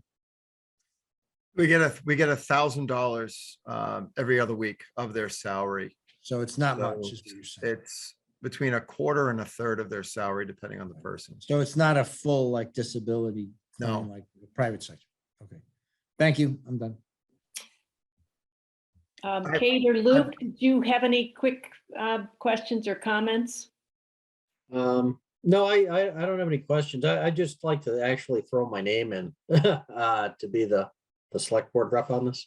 Yeah, I was a police liaison for years, but you know, I think with, you know, kind of what's been going on with everything, maybe just good to have a different, you know, person in the mix on this stuff. So that's why. Unless, you know, unless people don't want me there. I think this is, you know, I completely support this. And Luke, Yeah, I completely support it as well. I also applaud you, John, for you know, moving forward on trying to have these problem-solving sessions with some of the police staff, because I think while it's not always easy to do, I think there'll be a huge benefit, I think, in terms of having this be something that sort of a representative group of the department are going to tackle together. So I think that's a great move on your part. Kate, did you have any last comment? No, I just wanted to, you know, be assured that whoever is the planning board member will have the time, because it looks like it's going to be intensive during the, I take it it's going to be during the day, not in the evening. So just want to be sure that we have coverage. Yeah, it'll be two 2-hour things, and we'll work around that. Okay, great. Well, unless someone else wants to, you know, speak up to be that representative of the select board, I would say we move ahead and have Luke do that. Anybody else want to vie for the opportunity? Okay, well, that's great, Luke. Thank you for stepping up and volunteering. Sure. So, Sorry. No, Go I was just ahead. gonna say, and yeah, I'll make sure I make the time. Yeah, it's even though it's during the day, you know, as long as we can, you know, plan relatively, you know, well in advance. It doesn't have to be, you know, months, but, you know, a week or two. oh yeah, I can make it work, yeah. yeah, you don't have, your timeline here has the report back to the select board in 2 weeks, so. Oh, geez. Oh, well then. Yeah, I has thought to it was happen in the February. I next thought couple of somebody said weeks. February. Liz. That's fine. That's fine. Okay, We'll make it work. all right, good. No travel Um, anymore. I don't have any travel coming up soon. Okay, so Chief, I really appreciate the presentation. I think it's helpful, and we'll look forward to hearing back from you in a couple of weeks. Yes, thank you. Thank you all very much. Appreciate it. Yeah, all right. So I want to move on to the presentation from the Council on Aging. Joan, I don't see everybody here right at the moment, but I bet you're there. Joan Ingersoll, the Director of the Council on Aging. Yes, hi, Joan. Oh, there you are. Great. And I see you may have a couple of other board members with you. I have a bunch of board members that have been here the whole time, so I greatly appreciate the support. Would you like to mention those members too? Yes, we have Ann Quenin, who's the board chair. We have Ann James, who's the vice chair. We have Verna Gilbert, who is the secretary. We have Ava Singhal, who was the immediate past chair. And John Ballantyne was on. I don't know if he is anymore, but I definitely see the four I just mentioned. Excellent. Good. Well, welcome to you all.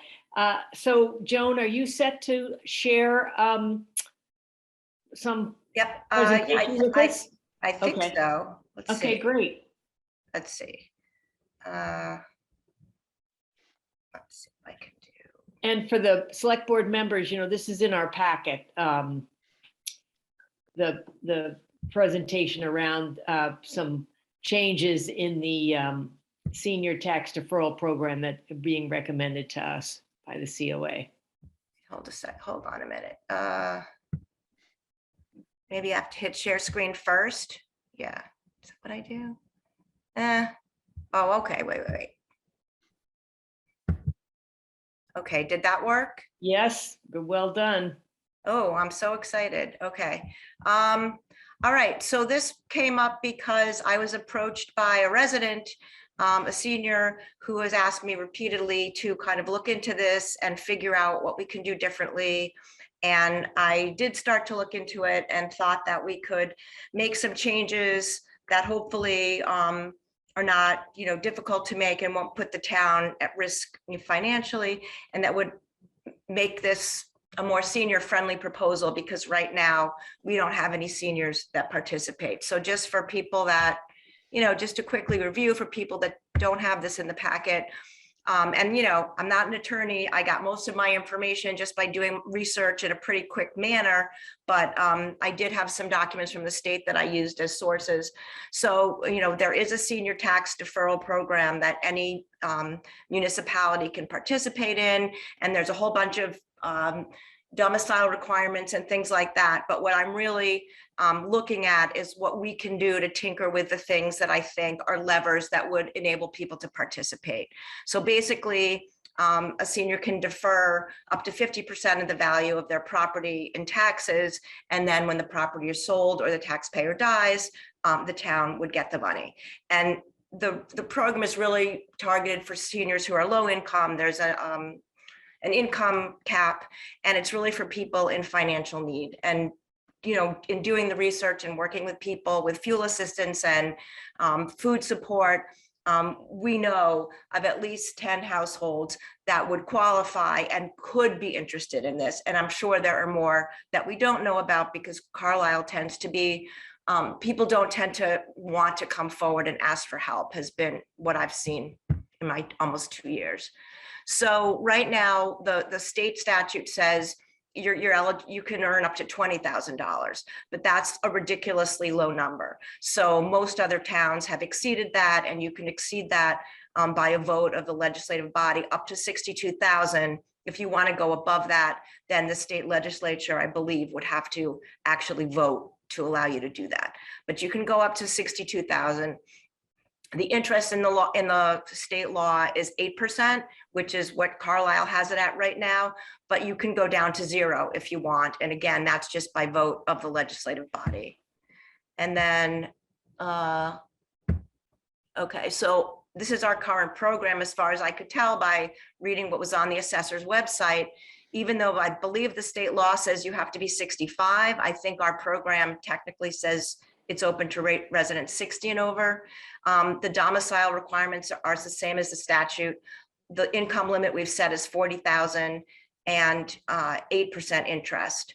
And like I said, nobody participates. So it's not really doing anything to help seniors.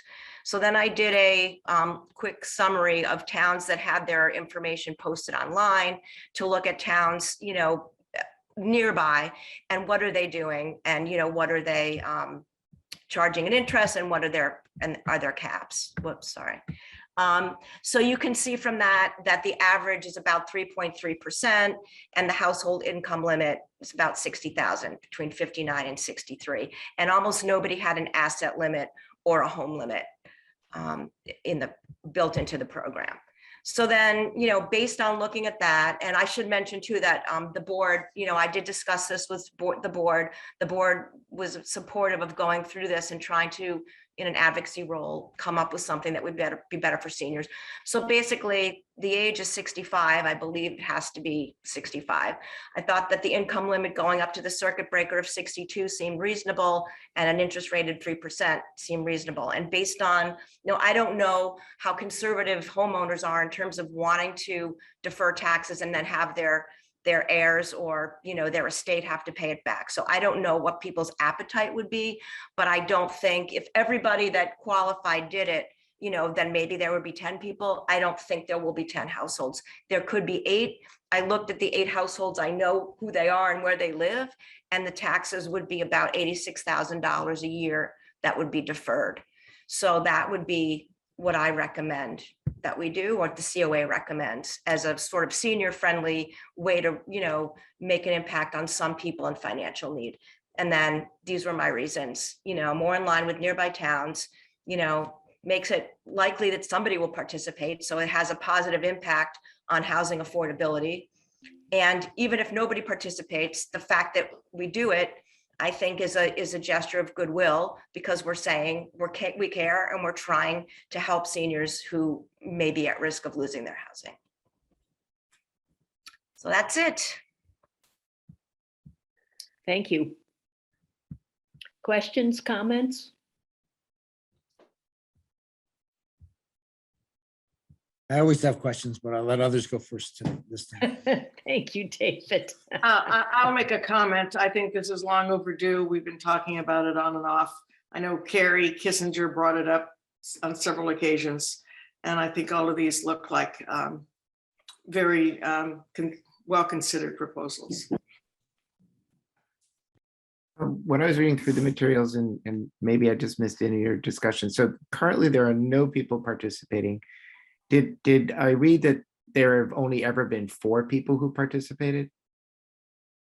I didn't put that down. I had asked Mary Ann before she left, and she said that she could only remember 1 or 2 in the last 5 years. But I don't have a historical history on how many have ever participated, but I don't believe anybody has recently.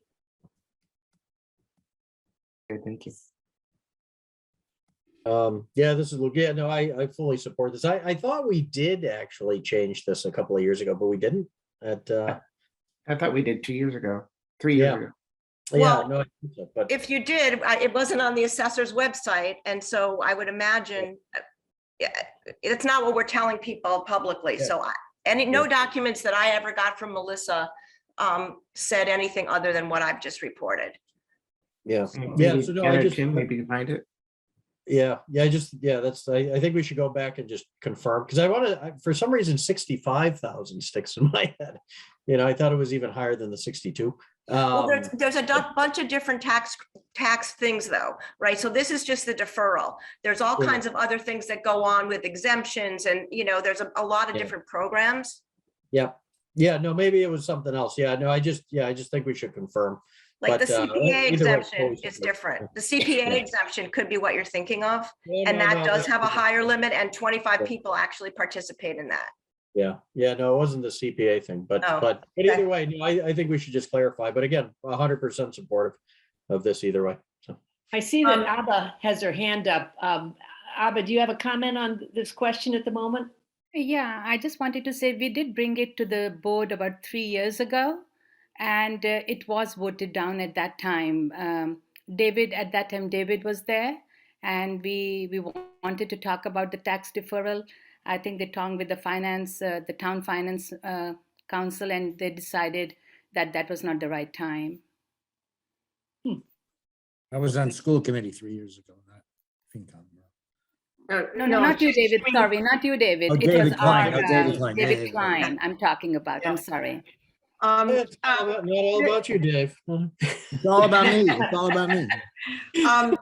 Joan, at a certain point, and I thought it was that also a couple of years ago, there was some pending legislation at the state to that was going to reimburse the towns for the lost revenue if they did this tax deferral thing. And there was going to be, I thought that we wanted to try to connect with that, and of course lost track of all that. So do you know anything about that? No, but I could look into it. I mean, I didn't see anything about that when I was just doing my research, but I can certainly, Well, yeah, my recollection is that, that legislation was that instead of the town, deferring the taxes, that the state would pick up that portion. So the state would pay the municipality for the lost revenue. And then when the home was sold or, the taxpayer died, that would get paid back to the state. That's what I'm pretty sure that's what the legislation was. And I don't know whether that got passed or not, but I do remember Melissa Stamps talking about that. I don't think it got passed. I don't think it did, but I can double check. Yeah. We don't so lose money this way. We're just deferring it. I mean, exactly. And we get That the was really, interest on it. yeah. Yeah, but we do lose money the year that we defer it. So that's. Well, that's my question. And is Victor still around or did he take off? It'd be worth asking Kim, because I think from my accounting view, and I'm a GAAP accountant, not a municipal accountant, but you would still recognize the revenue, and then you would have an asset, which would be basically note payable. It shouldn't change. It changes cash flow, but it shouldn't change your income statement, because you recognize the tax and you recognize the interest income, and you have it's basically a note between the town and the homeowner. And of course you have to maybe risk adjust it because you don't have 100% certainty of collection, but I think we should get that. I mean, I totally support it and I think it's a great thing, but from the standpoint of balancing our books, we ought to understand that. Do we have tax counsel at all, or do we just rely on the knowledge of Kim basically for this kind of stuff? Well, we have an auditor, outside auditor, but. Yeah, that's not really, I mean, we don't have a Tom Harrington. Well, I'm conscious of the time here and that we have the next presentation. Right. So. I think we should do it, but we should get clarity on those. Yeah, so we're the select board is the legislative authority in this, correct? Yes. Yeah, so do we want to have a motion tonight that we support the changes as presented with the understanding that we want to, how would you phrase it, David? I mean, I don't know that we need, I think we can just voice our support, and we should put it on the docket for a vote a month from now and or 2 weeks from now and get a couple answers of clarity. Okay. I don't think there's any doubt we're going to support it. So it's not ripe for a vote. We need more information. But I agree with David. I think in general, you probably have seen general support around the board for this. But I think that's definitely the sense of the board, correct? I mean, board members give just by show of hands if you're in support of this. I'm in support of it, and I would like it if Kim could just see if we voted in support of it before. Yeah, okay. I'm pretty sure we did. I think we did. I think we did. Okay, so it was 3 years ago, and we did. Yeah, all right. Well, I'll follow up with Tim on that and also get a question around the financial, get answers on the financial questions too. And we'll put it on the agenda then for a formal vote on the 25th, Joan, okay? Perfect, thank you. All right, thank you very much. You're welcome. All righty, so I'd like to recognize some members of the transfer station task force that the select board created and appointed back, I guess it was maybe in March or April of last year. And so we have with us Christine Lear, who's the chair of the task force, and Tom Bellata, IC, who's also a very active member of that task force. And let's see, any other members of the committee, the task force on here at the moment, Christine? John Lavery. Oh, John Lavery, yes. Hi, John. Yeah, And Rob you Perry. always fool me because you don't put your face up there, right? So I'm in the basement again, so I prefer not to show the background, but hi, I'm here, Okay. and I will definitely chime in if I need to. Thank you. Great. And I see Perry. Rob Perry's just joined us too. Wonderful. So thank you all for being here. So I'm going to turn it over to Christine, and I know you all have something you want a presentation you want to make. So I don't know, Tom, if you're the one that needs to be able to share that, or? Yes, I have that. Okay. All right. Well, take it away, Mrs. Lear. Okay, first of all, I'm stunned that we can be here at 9:06. You guys are really good. And I just want to say that John Lavery is in the basement by choice. He hasn't been sent there. So I just wanted to sort of start off by saying that the select board voted to create the transfer station task force last spring, as Barney mentioned, and we began our work in earnest in June. The effort included a lot of the group working hard, a lot of good volunteers. We gathered information and data from the town and the state. And then we actually did not have a predetermined idea about where we were going to go, which I think was a real blessing because that meant we were open to every possibility. And as Tom will show you in the report, we're really lucky to have a very well-run transfer station. So Tom will present our recommendations, but the board has, the select board has also received a full report that includes our recommendations, a timeline, our methodology, financial breakdowns, documents to support our recommendations, and responses to specific questions that had come up from the select board to us during the process. But first, we want to say thank you, and that is thank you to Gary Davis, who is the DPW superintendent, and his amazing staff, always willing to help. The town assessor, town administrator, the planning board, assistant to the select board, board of health, and the Carlisle building commissioner, as well as folks from outside in the state, the DPW recycling personnel from other towns, local and private haulers, Orifice Recycling, and our own regional representative from Massachusetts, Julia Green. All these folks were contacted by one or several of us to gather this data and put together our recommendations. And last but not least, I really want to thank this incredible team. Most of us did not know each other, and I'm really, really proud of the work that they've done, and I'm grateful to have been a part of this process. So I want to thank them by name: Barney Arnold, Thornton Ash, Tom Bellata, John Lavery, who served as our vice chair, Karen Panico, Carrie Patel, Rob Peary, John Petrie, and Mary Zoll.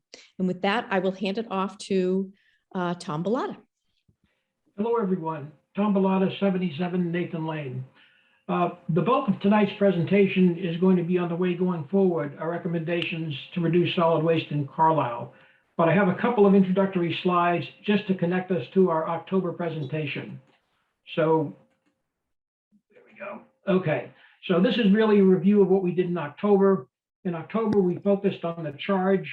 There were 4 elements of the charge.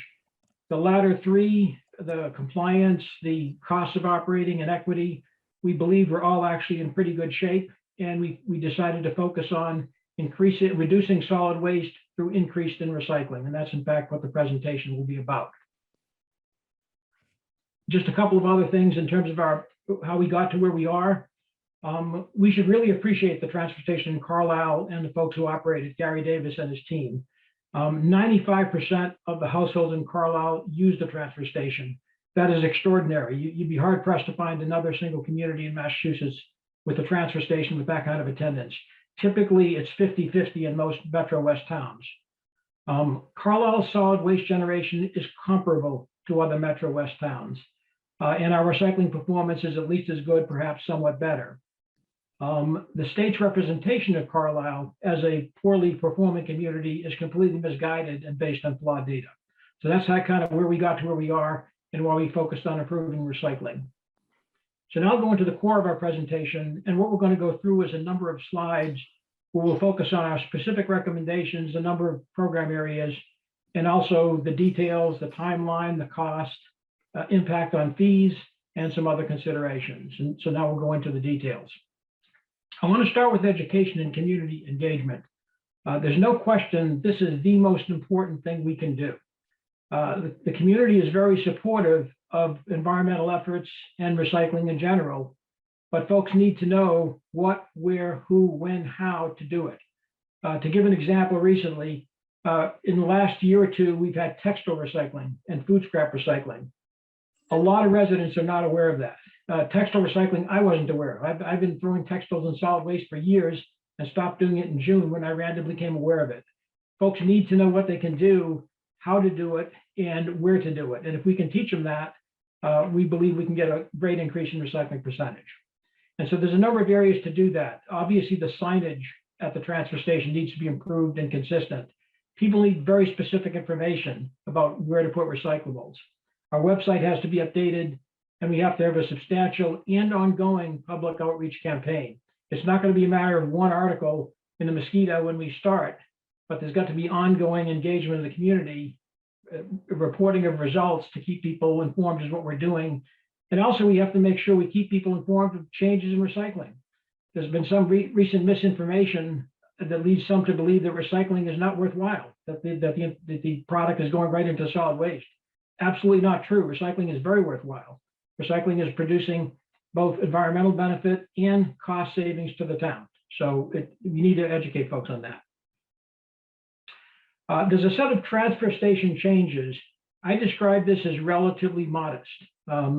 Basically, signage probably is the single most important thing we're going to do. There are some physical changes. I'll show you just a graphic in a minute. We're going to relocate the swap shed a little bit back and move the recyclable dumpsters a little bit back. The idea there is to get the recyclable area a little bit better organized and also improve traffic flow. There's a couple other things already need to be done. The oil tank has not been in use for a couple of years and needs to be removed. And Gary's already actually in process of trying to do that. And when we do that, it affords the opportunity to increase the area for food scraps, which we hope to expand greatly, and also to provide some bins for redeemables. And then finally, as a result of this effort, Gary identified that 2 of the sheds at the end of the compactors are in need of a substantial repair or replacement. So that's all included here. If I go to the diagram, you can see the major part is the white area here, which is the new slab under which would support the 4 recyclable dumpsters and the swap shed, which is about 20-25 foot back from its current location. That's the most significant transfer station change. It's all done within the footprint of the transfer station. Then we're going to relocate the mixed paper back closer to where the current oil tank resides, so that folks have shorter walking distances for the most commonly used recyclables. And we're going to, a few other cleanup areas, a general cleanup of the transfer station, replacement of the 2 sheds and the 2 outer compactors.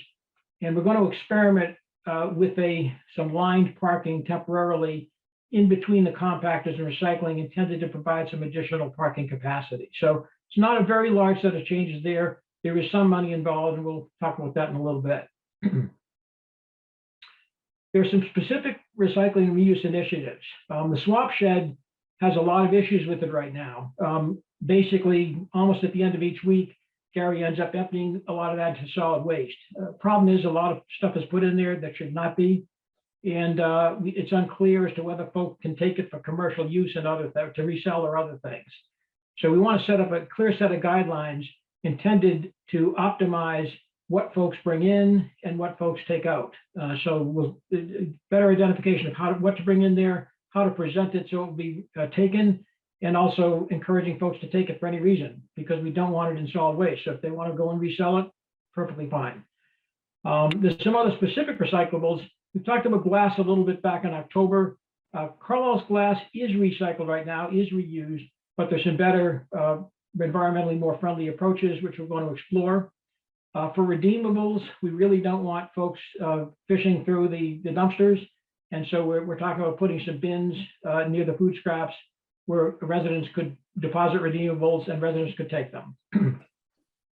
One of the most important areas is food scraps. 30% of the tonnage going into the incinerator is organic waste, most of which is food scraps. Now, it's not broken down by community, but if that were true of Carlisle, we're talking 540 tons per year in 2019 of organic waste. Currently, we're probably recycling about 20 tons through the recent initiative with Black Earth composting. So we think there's a lot of opportunity for growth there. And then textiles, a few years ago, the school initiated this program with Bay State Textiles, where the school gets paid $100 per ton for textiles that are recycled. So another very good opportunity. And in 2021, actually 20 tons approximately of textiles were recyclable, generating a couple $1,000s in revenue for the school, and also savings and tipping fees for Carlisle. Construction and demolition debris is one of the more complicated areas of the transfer station operation. Many transfer stations do not accept C&D. However, in Carlisle, most of what's going in there is residential use. Gary told me he felt about 75% of the C&D is coming from residents disposing of large items, small construction projects, et cetera. Considering that we only cost about $139 per household per year for the transfer station and can handle all the disposal needs, our feeling was that we shouldn't impose a fee on residents for use of C&D, with one exception. And the exception being that if someone is getting a permitted building project, that they should pay a 1% fee at the time they apply for the building permit to cover C&D disposal, if they choose to do it. They'd have an alternate of not doing that and signing an affidavit saying they're going to dispose of it elsewhere. So this is probably one of the more controversial things we're doing because it does imply a fee change. We should be aware we're not essentially collecting any fees in this right now. In the first 3 quarters of 2021, we collected $450. To summarize on where we are on fees, no change to sticker fee, no new fees for non-commercial use, elimination of this current C&D permit fee for non-permitted building projects, and implementation of the new fee system for permitted building projects, which would be done on a 1-year trial basis. So we'll look at how this performs in 1 year, and if in 1 year, determine what revenue we're generating, how much cost and problems it causes, and potentially continue or not continue it. Most important is how we're gonna, what our objectives are and how we're going to measure that. Historically, Carlisle has had a recycling percentage of around 31, 32, 33%. And our goal is to increase that to 36 to 40% over a 2-year period. That would result in an approximate 10% reduction in solid waste of about 180 tons. I'll mention that our tonnage are relative to 2019, which is the last pre-pandemic year. 2020 saw a substantial increase in solid waste, 7% due to the pandemic. Preliminary 2021 numbers show a reduction of that, not fully, but a good part of it. And hopefully by 2022, 2023, that'll become a smaller factor. We're going to do that through a number of initiatives. One, through more community engagement, get an increase in traditional recyclables, mixed paper, cardboard, glass, et cetera. 90 tons target for new recyclable categories, things like food scraps, textiles, mattresses, and 20 tons of additional recycling for recyclables that have been around for a while but are not widely known. One of the most important is metals. Scrap metal generates the largest amount of revenue for town recycling, but a lot of folks don't have a clue as to where it goes and what can go there, and we want to correct that. We're going to provide monthly reports of tonnage consistent in contact with the annual DEP report. But as I say, we're going to try and get that data monthly instead of annually. we need to be aware of a couple factors that could affect results in most cases, which are pretty precisely measurable. One is that we are recommending that wood be moved from C&D to solid waste, small wood to less than 4 foot in size. We're doing that for environmental considerations, but it may result in an increase in our solid waste for that. So that's something we have to keep track of. The pandemic is not yet over. We did see a reduction in 2021. Hopefully that will get even better in 2022. There are two issues here. One is if the pandemic rages on again, or there turn out to be long-term remote work impacts of the pandemic, which result in some permanent change in the solid waste numbers. And then, of course, we have potential for population growth. That's typically relatively small in Carlisle, 10, 20 houses a year, 10, 20 tons. On the flip side, we anticipate there will be some move to commercial private haulers. These are people who move, take the trash out of town, not to the transfer station. Currently, Carlisle has Orifice Recycling, which does that with about 100 clients. And they're engaged now in a major marketing effort in Carlisle, and we do expect some household growth there for them. This is just a graphic of our recycling goal. Currently, the green area is 32.6%, and we hope to add to that 6.7% approximately to get up closer to 40%. This chart is, the detail here is not important. This is what we're going to be measuring. Along the left are specific recyclable categories, cardboard, mixed paper, et cetera. We're going to get monthly tonnage and report that on a monthly basis to the community. And then we're going to use that to compute a recycling percentage. So these are the basic metrics we'll be calculating. There's a few of these we need to get on top of. We currently do not get, for example, tonnage and food scraps precisely. We've had some estimates. I think Rob did some measurements, but we need to actually get that from Black Earth so we can produce that accurately. And there's a few others we don't have measurements on. Most important, this thing needs sustenance. One cannot just initiate this effort and drop it. So we basically recommended formation of what has been termed the Transfer Station Action Committee, which would be created through a merger of the HRC and TSTF members. Christine has a listing of folks who are interested in participating already. And they would be charged with making this happen and sustaining it in the future. Basic timeline, obviously the first step is select board approval, formation of a transfer station committee if you choose to do so. And then once that happens, we would begin site changes. As I mentioned, Gary's already trying to remove the oil tank. He'd probably move around some of the dumpsters at the earliest opportunity, the ones which don't involve the slab, and anticipates doing the slab in the spring. Our goal would be basically to have the entire work done by late spring and quote reopen in June, at which time we'd have an outreach campaign. In terms of costs, there are two categories of costs. There are costs that are required by the TSTF plan, but there's also some existing costs which have to be spent in any case. In terms of the TSTF plan, we've got the concrete slab under the recycling, the new signage and swap shop relocation, which in total Gary estimates at around $15,000. His belief is that all could and should come out of the sticker fund. There's an optional town-wide mailer, which we could do as a marketing effort. Most likely that would cost in the 5 to 10K range, and something we'll need to decide if we want to spend. There's also two significant existing items. The oil tank has to be removed and its contents removed, and there is hazardous waste in there. So Gary has got to get an estimate from Clean Harbors as to what that will cost. At this time, he does not believe that any remediation is necessary. He doesn't believe there's any sort of a spill. And additionally, during this effort, Gary identified that he needs to replace 2 of the compactor sheds, which are in very great need of repair.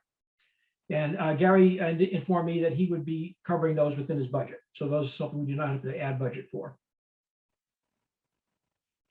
There's one area which we basically deferred to the Transfer Station Action Committee, and that is a consideration of private haulers. There are 3 private haulers in town which collect trash from residents, sticker residents, and bring it to the transfer station. As far as I can tell, we're one of very few communities that allow commercial use of their transfer station. Back in 2014, Dover, which is most like us demographically, stopped doing that. And when they did, all of a sudden, an estimated 30% reduction in residents using the station cut their solid waste in half. So we are likely seeing in Carlisle about 15% use by these haulers. Probably one would guess that they would generate 20% of our total solid waste, or 400 tons roughly. There are some larger issues, and that is compliance with DEP requirements. DEP has a requirement that in order for Carlisle to maintain its special status as basically a small municipal station, which doesn't need to inspect incoming loads and do all sorts of reporting, we cannot allow vehicles in with a capacity greater than 5 cubic yards. We need to make sure that we're not doing that. We may right now be on the edge of that one. Also, we are required to enforce state recycling requirements on these private haulers. So some of them do bring in cardboard, but a lot of them do single stream recycling, which we can't accept. And therefore, we are not necessarily in adherence with that. So we need to have a discussion with them and see what can be done to assure we're in compliance. There's some other philosophical considerations. A lot of the members of the TSTF question whether or not the town tax base should be subsidizing the profit of commercial entities. And that's certainly, and that's in fact one of the reasons Dover stopped doing it. So we need to have that discussion. It is likely that there are higher per household solid waste generated by those users. And the other issue is the reporting. Currently, these folks do not report to the town what they're doing, their tonnage, their clients. And so we really don't know if they all have stickers or not. So there's a bunch of issues surrounding that need to be looked at and see what we're comfortable doing. We're basically asking the TSAC to engage these folks in a dialogue to see what we can do going forward. And two other small administrative recommendations. It's not clear that we're filing. All we're required to do with the DEP is every 5 years submit a one-page certification. And I cannot find evidence that we've done that within the last 5 years, speaking to the Board of Health and town administrator. So we need to do that. And we need to appoint someone responsible to do that. Our recommendation would be the town administrator. And finally, Carlisle is misrepresented in the state data in part because we incorrectly report the number of households. And so we're recommending that a specific technique be used to report households. And again, that the town administrator be directed to take that responsibility. The last two slides in the presentation you saw before, so I won't spend a lot of time on them. This is the current transfer station expenses. This is exactly as you saw it back in October. Bottom line here is $139 per household per year for all of the services that we provide. And the final slide was the efficiency of recycling. This again is exactly as you saw it before, with one exception. Last time we'd said that glass was not being recycled. We've come to learn that in fact it is being put to a useful purpose in the landfill. So it isn't considered recycling by the state. So with that, basically, that's the end of this presentation, and turn it to questions.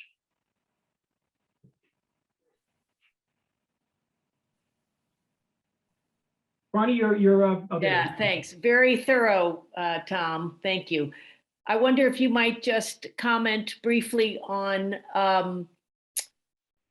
your conversations with Gary as this DPW superintendent and his I know he participated in some of the meetings, but mostly was in discussion with individuals outside of the meetings, including you had a lot of conversations with him. So where he is on these proposed changes, and also the building inspector, which maybe John Lavery wants to address separately. But anyway, Tom, if you'd comment on Gary's feelings. Sure. I spoke with Gary yesterday, and I've spoken many times. Gary is in support of the entire final report.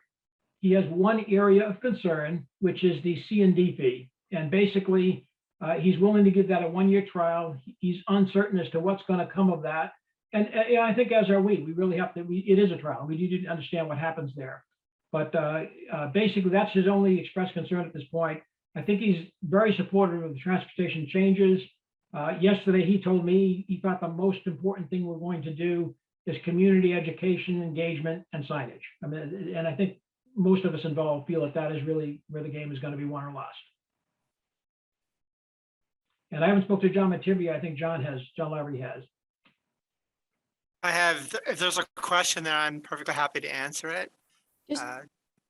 What is John Mativier's position on the changing of the C&D process? He did not comment on his forecast of how well it would work, but he is perfectly willing to instrument the changes that we proposed, meaning that he's willing to collect a fee at filing for a building permit. Fee process. Yeah, and he's willing to do that and collect the money. I'm not quite sure where the money goes at that point. That's not a finance committee, but a financial clerk issue. So he's fine with it. It's not that big an addition because he already is collecting fees. So the concern from Gary, as I understand it, is that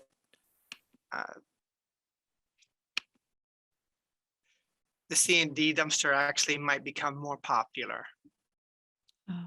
Yeah, well, that's why the trial, I think, was put in place. And Gary is willing to give that a shot. So members of the select board, other questions, comments? Looking at our time, I realize well, I have a question if I may.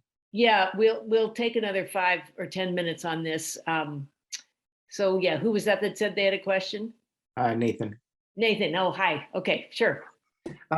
So on the private haulers, I was just wondering, if we assume, and maybe we need to build in a check, and I agree, we probably need to do something around that. But if we assume that all of the private haulers are hauling for people with a permit, how is it that we're you're saying that we're putting money into their pockets? How does that happen? Is it because there isn't as much recycling? How is it that our taxes are supporting them? There are two factors there. There is the factor that if you look at the numbers, one would expect that there's approximately 20-30% more trash per household coming from those households than the typical household which brings it themselves. So that's one factor. But the larger factor is that, for example, if you let's take Orifice Recycling versus a local private hauler. Orifice Recycling charges the customers about $10 a week. That's the market rate for collecting, $10, $11 a week, and takes the trash out of town. So those 100 residents don't represent any burden on the Carlisle transfer station. The local private haulers typically charge about the same and then get free disposal. So they're disposing of their trash free. Now, yes, it's a perfectly valid argument that those residents are buying stickers and entitled to do it. Nonetheless, it's a commercial use, and the commercial provider can choose to either pass that savings along to the customer or take it as a profit. So we are involved in it somewhat. This is not black and white, it is gray. Right. One could also argue, though, that if we don't discourage it and we encourage more recycling through those private haulers, we could actually have a better environmental impact than more people going to Orifice where we have no control over it at all. If you could, one of the problems is that Orifice, of course, does single stream recycling. So, which typically the commercial haulers do that take it out of town. Transfer stations usually don't do single stream recycling because it's not as good as sorted recycling. So single stream is usually associated with collection. And so it could be environmentally beneficial. It could also be environmentally detrimental. So again, it's not black and white, it's gray. Okay, and I just have two more questions. One is, it sounds like this will cost $15,000 more. Do we know where that money would come from, or would this be a warrant article, or can we get going faster than that? Well, again, Gary's feeling is it should come from the sticker fund. Now, with respect to the sticker fund, as of the end of fiscal last year, December 31, that fund was depleted. In fact, we had a negative $2,700 balance. I just got that from Jen Gibbons this morning. Of course, now it's collecting the fees for 2022, so it'll very quickly get $50,000 in revenue as people purchase new stickers in January and February. So the question is the ongoing basis of that fund. Is the $50,000 a year enough to cover that? Unfortunately, in the last couple of years, there's been some major withdrawals from that fund for hazardous waste cleanups, not to do necessarily directly with the transfer station. So it's really hard to discern the ongoing cost of that. So it's very possible that the $50,000 will not be able to cover all these expenses as I look at it. And, it'll certainly be a positive balance through June 30th, but then after June 30th, depending upon other expenses in there, it could be that fund needs to be replenished. Now, ultimately, one can do, if one added a $5 or $10 per sticker fee later, it's pretty easy to come up with that kind of money. Right, but I thought that the sticker fund was only for hazardous waste. No, it's recycling and hazard waste. Oh, okay, all right, I guess I'm misinformed. I guess the final thing is just more of a comment. I'm the liaison to Gary, to the DPW, and he and I had been speaking about this, and he is supportive of this, and and I am as well. Great.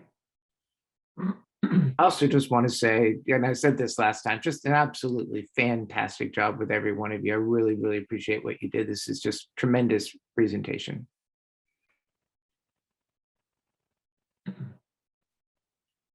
Any other comments? I have a couple of comments. Dan Cook. Oh, hang on one second, Dan. We're going to have the select board folks comment first. Okay. And sure. we actually don't generally take comments from those watching, but let me see where we are in the time. That's But okay. first, Yeah. let me hear. No Let's hear from Luke first. Yeah, Sorry, so Dan. I just wanted to, the C&D stuff, right? I mean, that's kind of the bee in everybody's bonnet, right? I'm kind of supportive of even raising that 1% even higher, just to kind of discourage contractors from using it, right? I mean, I fully support the resident piece, right? For residents doing a small project, right? They should have a way to get rid of it. The only other thing is, it's this enforcement piece, right? Where Gary's guys are kind of stuck in this weird situation where they have to, look for somebody that's got a card to be presented at the transfer station. And, and that card's got to line up with a permit. And how does, the person at the transfer station match the permit with the address? You know what I mean? It creates a difficult situation for the folks at the transfer station. And I think we've all seen it where, they go to address somebody without a sticker and they get yelled at, right? So I'm not saying that this, that should completely eliminate this idea. I'm just thinking it needs to be thought through a bit more. Because the other piece too is the 1%, right? What if it's like 1% for a bathroom, right? Say, is a little different in terms of weight than say 1% for a roof, right? So we don't want somebody dumping in it. Well, I paid the 1%, I can dump my entire roof, right, in the C&D dumpster. So I think there's a way to make it work. Just some other things to kind of consider. That's all. I think that, first of all, I think John Lavery determined that we would not take roofing materials. No, that's good. No, it's heavy, right? I mean, it's right. and- Well, and, for you know, it's the anytime somebody can- it's the content of what it is, I believe. But the other piece to it is, John Lavery had a very long conversation with both Gary and John Mativier, as did Tom Bellata. So we really did seek the path of least resistance to get this process together. And I think that's part of the reason Gary's feeling like, we know these guys, we know who it is, it's okay. But I think that on our end, the taxpayer, and we'd like to sort of look at it for a year and see how it's working.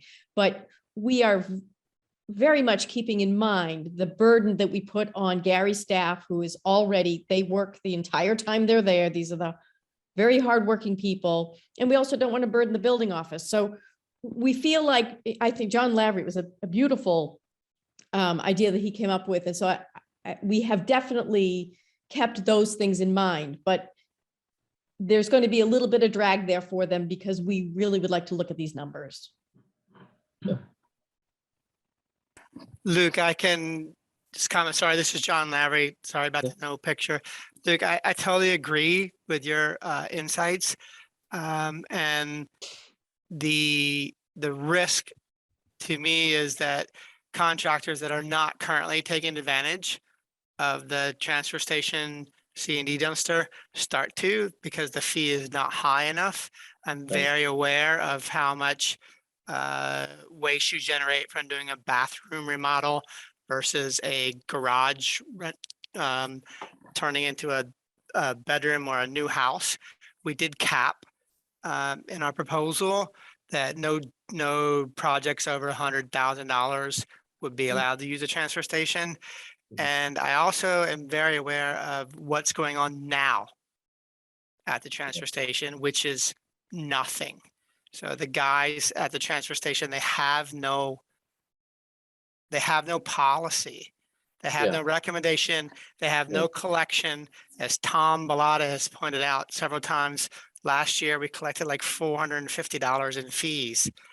I don't know how many of you are aware, I'm an active contractor in Carlisle for many years. And if I had one $20 or $30 or $50,000 project, that would be cost to me of $500, which I would happily pay because I'm taking it there anyway, frankly, and I'm not paying anything. And I think that we should, I feel obligated to pay. And I think that other contractors in town, I think Gary's big point is that contractors that live in town like me, he's really caught on the fence there versus contractors that are not domiciled in Carlisle, where he just doesn't know where the fairness fence is there. I think the fee may be too low, Luke. I think you might be spot on there. And that's we're only going to be able to tell if we try it on. We can't collect less because we're collecting nothing at this point. But does it make sense to start higher and then reduce it rather than start low and then increase it? You guys tell me. Isn't it, does the solid waste, does the C&D goes into solid waste? It's just bulkier solid waste, right? Not really. In the state's accounting, it treats C&D as diverted. So it doesn't go into our solid waste number. But what does it cost us? Does it cost us 90? Oh, it costs a lot of money. It costs $140 a ton. That is our most expensive disposal. Right. So, I mean, can't some smart guys like John, who are contractors, sort of come up with an estimate of types of projects and how much pounds of waste is generated? I mean, I agree that when Mr. people are Mabdell, using, yes. I did. And so what It's would like 1%.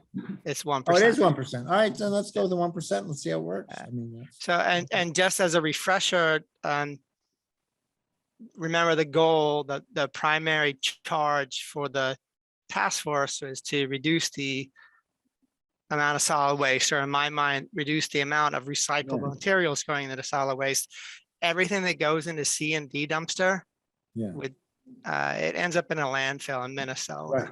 Right. So people want to, but if you're paying, I guess the counter argument then, John, is if somebody's paying the 1%, they're not going to sift through it. But, you know, so what? I guess right now they're not sifting through it either. I think that's where the education is going to come in, David. I think that we're going to make the education on site, or we're recommending the education really happen on site with quick little visual cues, QR codes that can bring them to another page so they can truly understand what they're doing when they dump their items. Thank you. I do see that both Dan Cook and also Debbie Bentley wanted to comment, and I feel like we should hear from both of you. I know you have background in energy and environmental issues. So, but if you could make it very brief, please. Dan, why don't you go first and then Debbie? I'll start off. Excellent presentation, Tom, and great work by the committee. That's fantastic. Just a question on the incinerator in Andover. How long is that? What's the expected life of that? And are there better ways to dispose of trash from Carlisle that are more environmentally sound? I didn't know the answer to that question. Does anybody else know that? No, but I will say, Dan, that part of the reason that we really wanted to have a committee behind the transfer station is because these things evolve and change all the time. And we can't expect Gary to be sitting down researching all of these changes. So we really feel like this committee that would support the transfer station could keep abreast of those things and that's part of the reason we didn't go to single stream, is because we don't know where that's going to be in 2 years. Right. So that's why we want that committee. Good question. I had actually understood that more than that the incinerator was going to continue to operate, but the landfill in Peabody where they were dumping the ash was closing. So there was, yeah, we do need information. Debbie, just briefly, please. You're muted. You're muted. Sorry, when we were on the energy task force, we calculated that the carbon emitted by our trash, our solid waste trash, was equivalent to all our municipal buildings. That's 4% of the total carbon emissions of Carlisle. For more than 10 years, we've been a part of a green community. We've been reducing our emissions on municipal buildings. We have not been concentrating on our solid waste. It's a remarkable amount that we put into the environment, let alone actually pollute our neighboring communities with our diesel trucks going to Andover. We need to have a much more serious discussion about this. Carbon emissions by solid waste is horrendous. It's something we don't need, we can recycle. That's it. Thank you.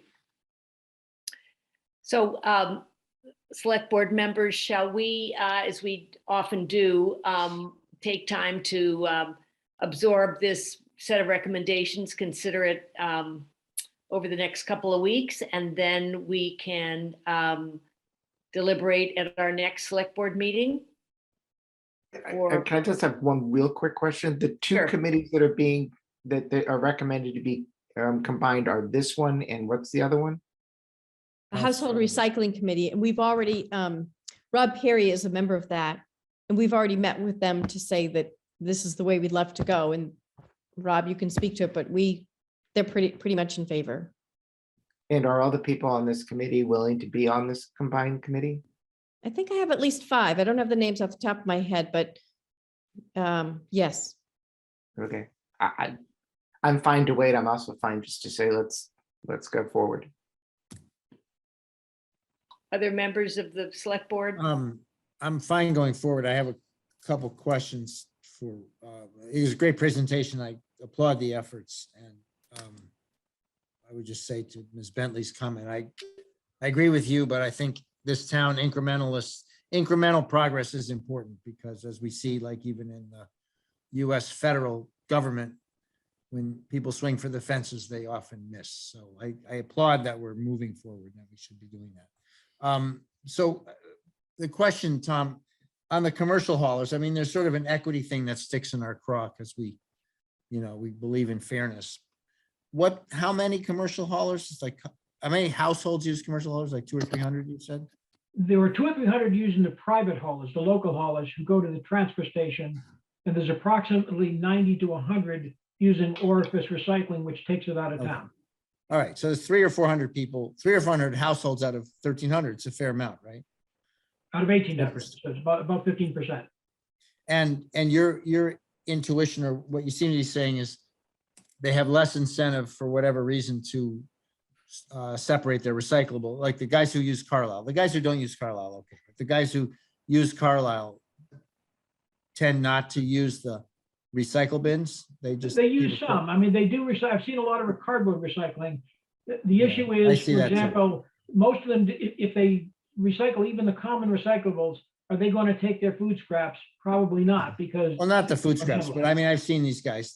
You're right. They put the cardboard in the bin and they put everything else in the other bin. And I rarely, if ever, see the guys with the flatbeds, which, by the way, they're not pickup trucks, right? They're larger than pickup trucks, but they're not using the recycle bin. So, I mean, from an equity standpoint, I'd really like to see, more effort on that to kind of make them do the right thing. Because I guess it's the households. I take Nathan's point. I mean, I don't think it really changes our economics as long as they're paying their sticker fee. But if they're not behaving as well as the rest of the population, we should be encouraging them in whatever way to do that. David, that's why we wanted to put this in the hands of, again, of the committee supporting the transfer station, because this deserves a full conversation, a full exploration. We didn't want to just make a recommendation because some of us were just like, yeah, just get rid of them. But they are a small business. They are small businesses. We don't want to just be very casual about how we handle them. So we'd like this supporting committee to really work with private That's haulers. fine, right. I know you can't do everything at once. So that's point one. Point two, I think on the equity and fairness front is we have a little, because we're a rich town, there's a little ecosystem of people who aren't rich who sort of, help in a way, in a kind of symbiotic way. So Liz, the woman who picks through the cans to pick out the cans that, she can go take somewhere to get some money. I like it if we could separate and somebody could go get them. But I worry that, I think it doesn't bother me that somebody's making a very modest living over separating what we've thrown out and extracting some money. And by the same token, and I'm not sure I got your point, Tom, on the transfer station, do we care if people take this? I'm sorry, on the swap shed, do we care if people take things for resale? I mean, why would we care? We just want to get out. No, we don't. We don't. Our proposal is that they be able to do whatever they want because we Right. don't want it solid waste. Okay, right. So on those 2 points, I would encourage if people have the initiative to come to a wealthier town and pick through our trash and make something out of it, I'm all for that. I'm just all for that. Thank you. Yep. Listen, it is time for us to try to move on. I'm conscious that we got several more important things to do tonight. Kate, did you have a last comment? Yeah, well, as a user of one of those local private haulers, I do separate all my stuff, but I also make trips to the transfer station because honestly, I don't trust that they actually No, take my. They don't. I'm telling you, they don't. And I've They spent don't. all the, so it's not necessarily the users of those that are not doing no. their thing. It may be the people that are picking it up. So that's. Yeah. I have never seen one of those guys put anything in the plastic, glass, or can bin. And yet I separate it all out in my garage.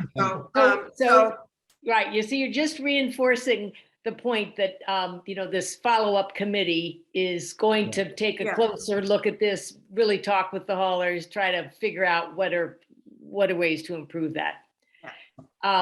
So I heard Nathan say he would be ready to vote tonight. Other member, anybody ready to put a motion on the floor? Well, let me have a straw of hands. Do people want to wait? Put your hand up if you'd rather wait a couple weeks. And then and who's ready to vote tonight? I didn't mean to put my hand up. I was demonstrating. Oh, Yeah, Lord. I'll do the wait. I have no problem with it. Okay. I just want to, Yeah. it's only, the only reason to wait, I would say, please, the only reason to wait is it's a complicated set of recommendations. We ought to codify it. Maybe Barney, since you're on the task force, you can work with the task force to actually create a resolution or a motion that encapsulates all the pieces. Gosh, okay. yeah, Well- I would say I'm not in favor of waiting because I'm not in support. I'm in favor of waiting because I think just what David said. We should. Okay. So just to understand what you're asking, that you want the task force to come back with a specific motion of what it is they would like the select board to vote on? Okay.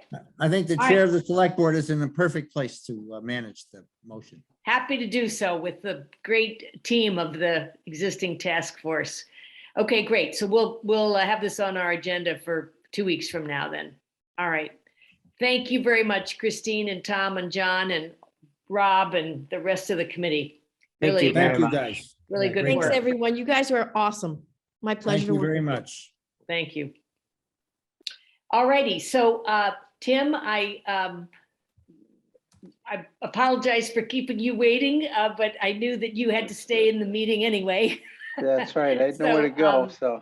Yeah. So anyway, our next agenda item is about the COLA. for the non-union employees and our recommendation. So again, that's in your packet. But Tim, do you want to Correct.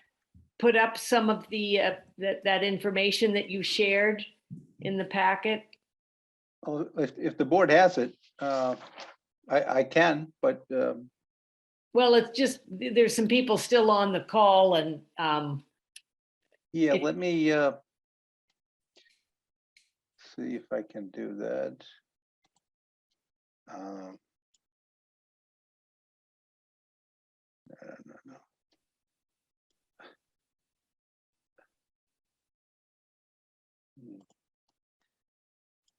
The screen.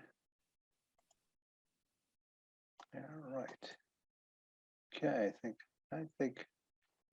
Excellent. Yep, That's at there least it one of is.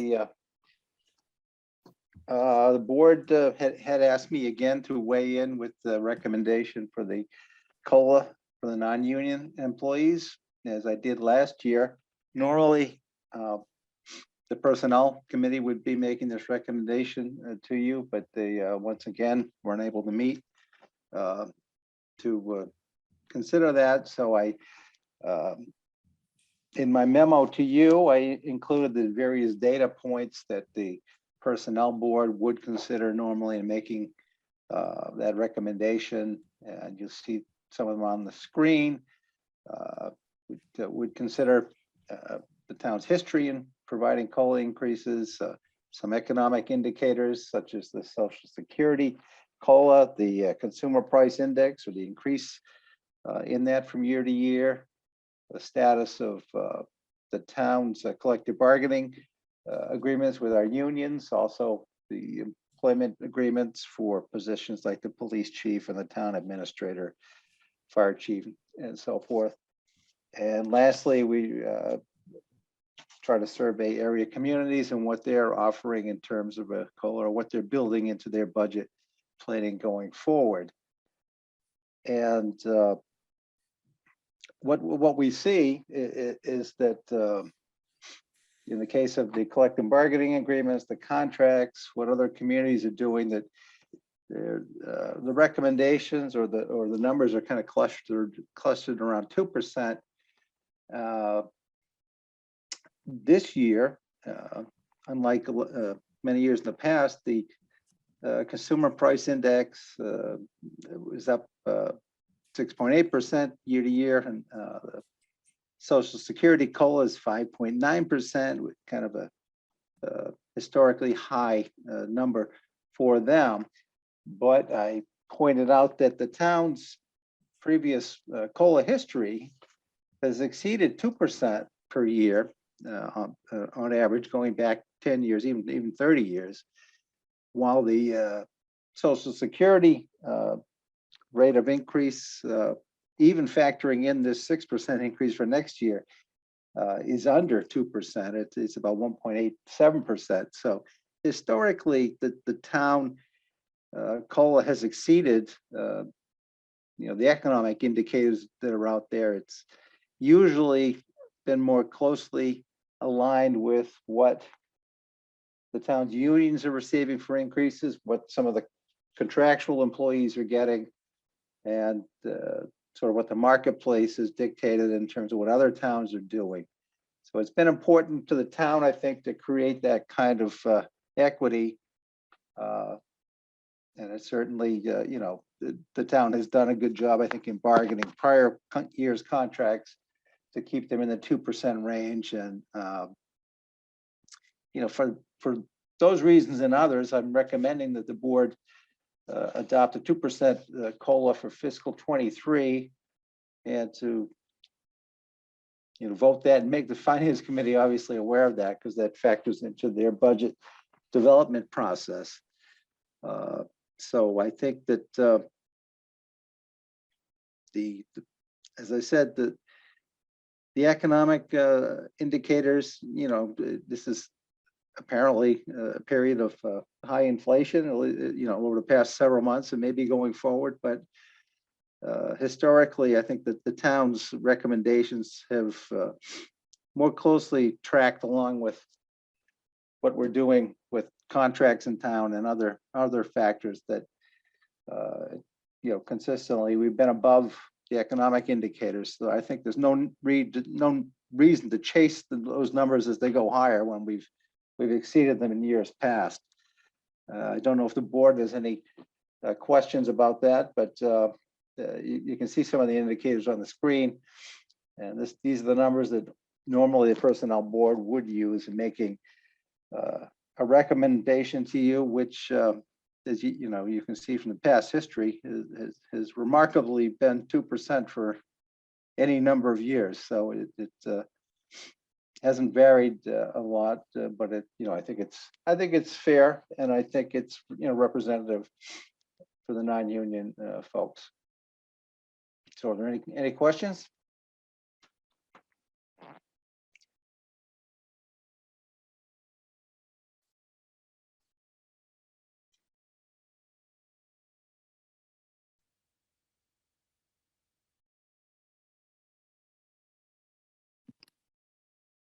Tim, did you have a second piece of information that was comparing? Don't I remember a second piece in our packet? I don't have that right. Yeah, well, there were more than two pieces, probably more information than you wanted. I think there is another chart that I think that just, well, let me go to the sharing the screen. It may not be needed. I wonder if anyone on the select board is prepared to make a motion to accept a recommendation of a 2% COLA for the non-contractual staff.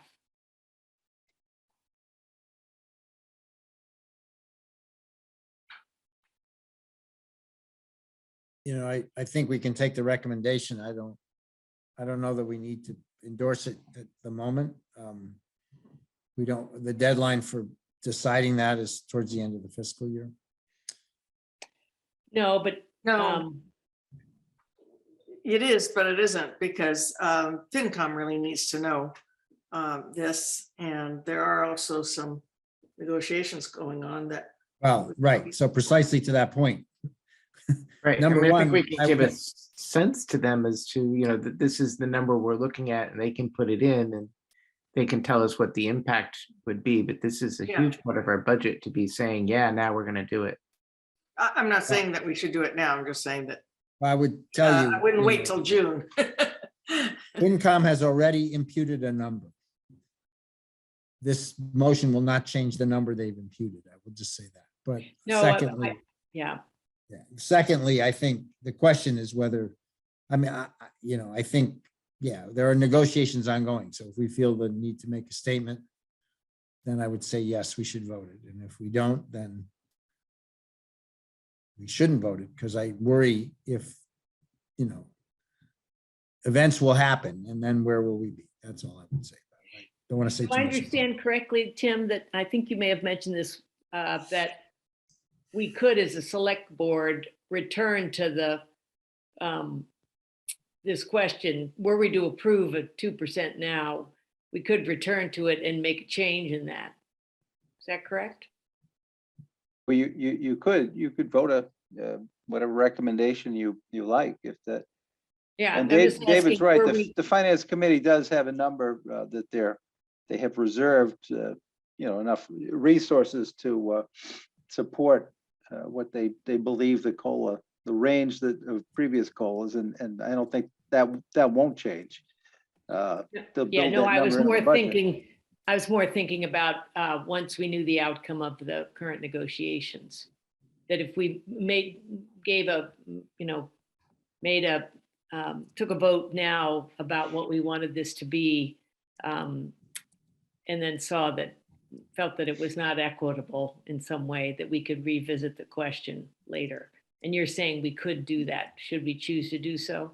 Well, I wouldn't wait too long over the winter, because the finance committee would have to adjust kind of on the fly with their budget recommendations. So right. You know, certainly, I think before the warrant gets printed, you'd want to have a firm recommendation. Yeah, but it doesn't have to happen tonight. I mean, if that's the question, if the board can take it under advisement. Luke, did you have any thoughts on this? No, I can kind of see both sides. I mean, it's one of those, yeah, I don't know. I mean, I think 2 is always where we seem to end up, right? But I just feel like, there's so many more things we need to know in the Yeah. budget to be able to do this. Why not wait? I mean, we just pushed off doing the transfer station because we didn't have a motion. This is a major part of our budget. I just don't know why we do it today. I think the only other thing I would like to say is when we do get to our vote, I do not want to balance the budget on the backs of our non-contractual employees because they have very little power. And the other thing that they don't get, which all the contractual ones get, well, not all the contractual, but the unionized ones, they don't get a step every year. So if anything, they should get a slightly higher COLA because that's the only increase in salary they're getting every 1 or 2, every 3 years, in fact. For 2 years, they're only getting that step, that they're not getting a step increase, they're only getting the COLA. And they would then, so I just want to be sure that that if, and I'm not saying we're going to go with 2, but if we were to go with 2, that really should not necessarily signal much to the contractual employees because they're getting so much more. I completely agree with you, Kate, 100%. I think, and the reason why looking at the budget is, I do believe that we have historically always been very fair to the non-contract in making sure that there's equity there. There have been times in the last 3 or 4 years where we've gone over what the recommendation was because we thought that was the right thing to do. And there's been times that we've gone under, I'm sorry, I think my dog really needs to go outside. There's the times we've gone under the recommendation. I think if we could just see how the budget is gelling more, then we can make a more informed decision on what we're doing. I have no argument with that. All right, so my sense of the board is that we take this under advisement and we appreciate the recommendation and that we will take it up again when we are closer to the finalization of the warrant book. All right, great. Tim, you're on next too with the town administrators. I'll be right back. I just have to run to the door. Okay. All right, the first item in my report, you have a memo from Drew McMurrow in your packet recommending to the board that that you appoint Phil Gibson of Monroe Hill Road to replace Lynette Kelleher on the RecCom. And Mr. Gibson provided an email with some of his background qualifications for the position as well. May I have a motion, please? I move we appoint Mr. Gibson of Monroe Hill to the RecCom. Sounds like he's very well qualified. Yeah, second. Any discussion? All right, well, let's take a roll call vote. Arnold, aye. Oscar. Brown's walking the dog, Modell, aye. Reed, aye. You see my dog back there? He had minor surgery this morning, so he hasn't moved the entire meeting. Tim, what's next? Okay, next, the 3 EV charging stations have been installed at CPS in the parking lot adjacent to the solar canopies. And now, before they can become operational, they have to be metered by Eversource, and the town has to agree on setting the pricing for the charging stations. I guess I'd recommend that it, at a minimum, it ought to be the cost of the power to us plus the fee that we have to pay to ChargePoint, the company that actually owns the chargers. I think that maybe a 10% fee. Our facilities manager, Steve Bastek, had agreed to manage the chargers as part of his duties. He, however, is out 4 to 6 weeks now with a medical issue. So I think it may make some sense to defer having Eversource connect those chargers to meters and to buy us some time on setting the pricing for the charging stations. Bob Zog has generously offered to assist us with that. And I can't think of anyone that probably would know more about it than Bob. So I think we ought to take him up on his offer to help us with that and try to get things back rolling and up to speed again for when Steve gets back in the office in the next few weeks. And also, Tim, I got a separate email from Jonathan DeCock, who was the person, that worked on the front end of this whole solar project at the school, including the EV chargers. And he's also offered to work with Bob to help figure out the pricing. And so I would highly support the two of them doing that for the town with, under your guidance. Okay, no, that's good to know. I'll contact both of them if the board's agreeable. I don't think you need to vote necessarily. I'll work with them on that. I just want to say at MAPC, there was a discussion of that, of municipal chargers. And one of the things they were recommending is have third-party owners, and then the town doesn't actually get involved in any of that. They don't make any money, but then they don't lose any money either. And they just kind of make it available. And I'm just thinking maybe going forward, we might want to adopt. And then what happens, I think the way the MAPC wrote the thing was that then once the owner of the charger recoups its investment, then it starts sharing the revenue with the town. So next time, maybe that's how we want to structure it. You live and you learn. Yeah, that's right. Okay, thank you, Tim. Yep. No, next to just provide an update to the board. I've put an RFQ out to executive recruitment firms to get some pricing on conducting a search process for the town for both an interim town administrator and then for the search for a full-time town administrator. Again, not knowing exactly the timing of how long we might need an interim, not knowing if the position is going to change in the reasonable future. We'll have those quotes back in the next week to 10 days, and my goal is to bring the preferred consultant to the board meeting on the 25th so that you can interview that firm. So that I don't see any obstacle to that. I think we'll have the prices back within on Friday the 21st, and whoever's the low bidder will be able to come to the board meeting. And my understanding, Tim, is that there are really just three basic search firms that do this kind of work for municipalities, and that's who you've reached out to.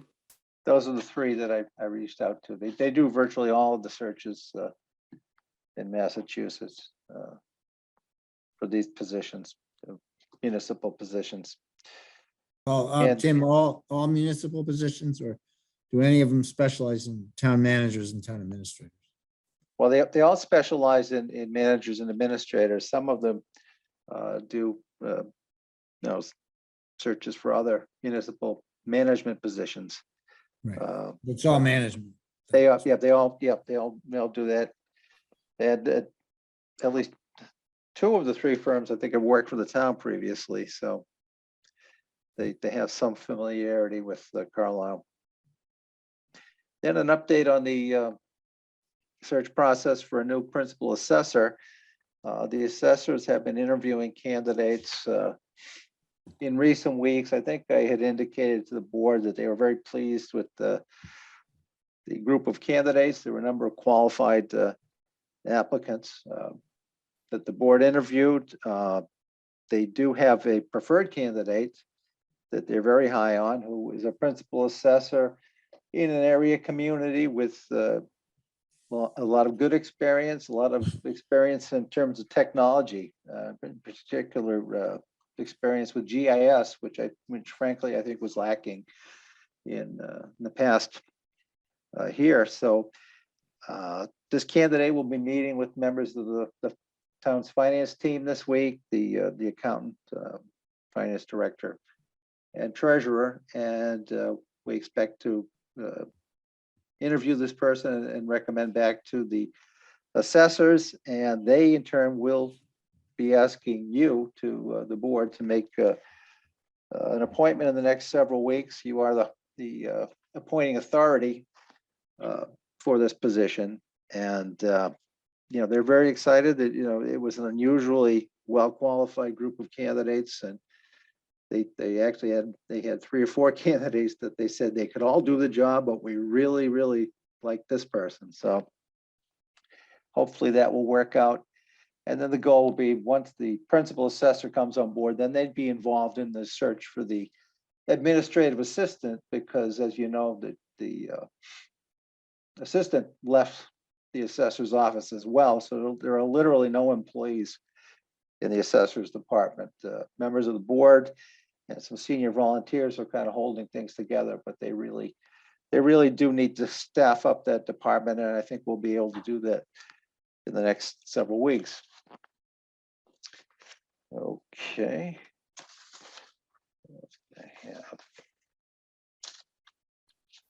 And let's see, town council. It says is currently drafting. Town council did draft a letter to the owners of Bo, the dog that the board had determined to be a dangerous dog back in October, and spelling out the reasons that we believe the board's order is not being complied with, and what further action they can expect if they continue not to comply with the board's order. Animal control officer Jean Delano is right on top of this, and our thanks to Jean for following up on the board's order and pointing out areas that need to be addressed. So that letter has gone out, and we'll see if there's any corrective action that takes place, or if the board needs to address it again in the future. All right, we have a proposed draft agenda for the 25th. That's changed a little bit, and we'll be meeting later in the week with Barney and David to hash out the details of the meeting on the 25th.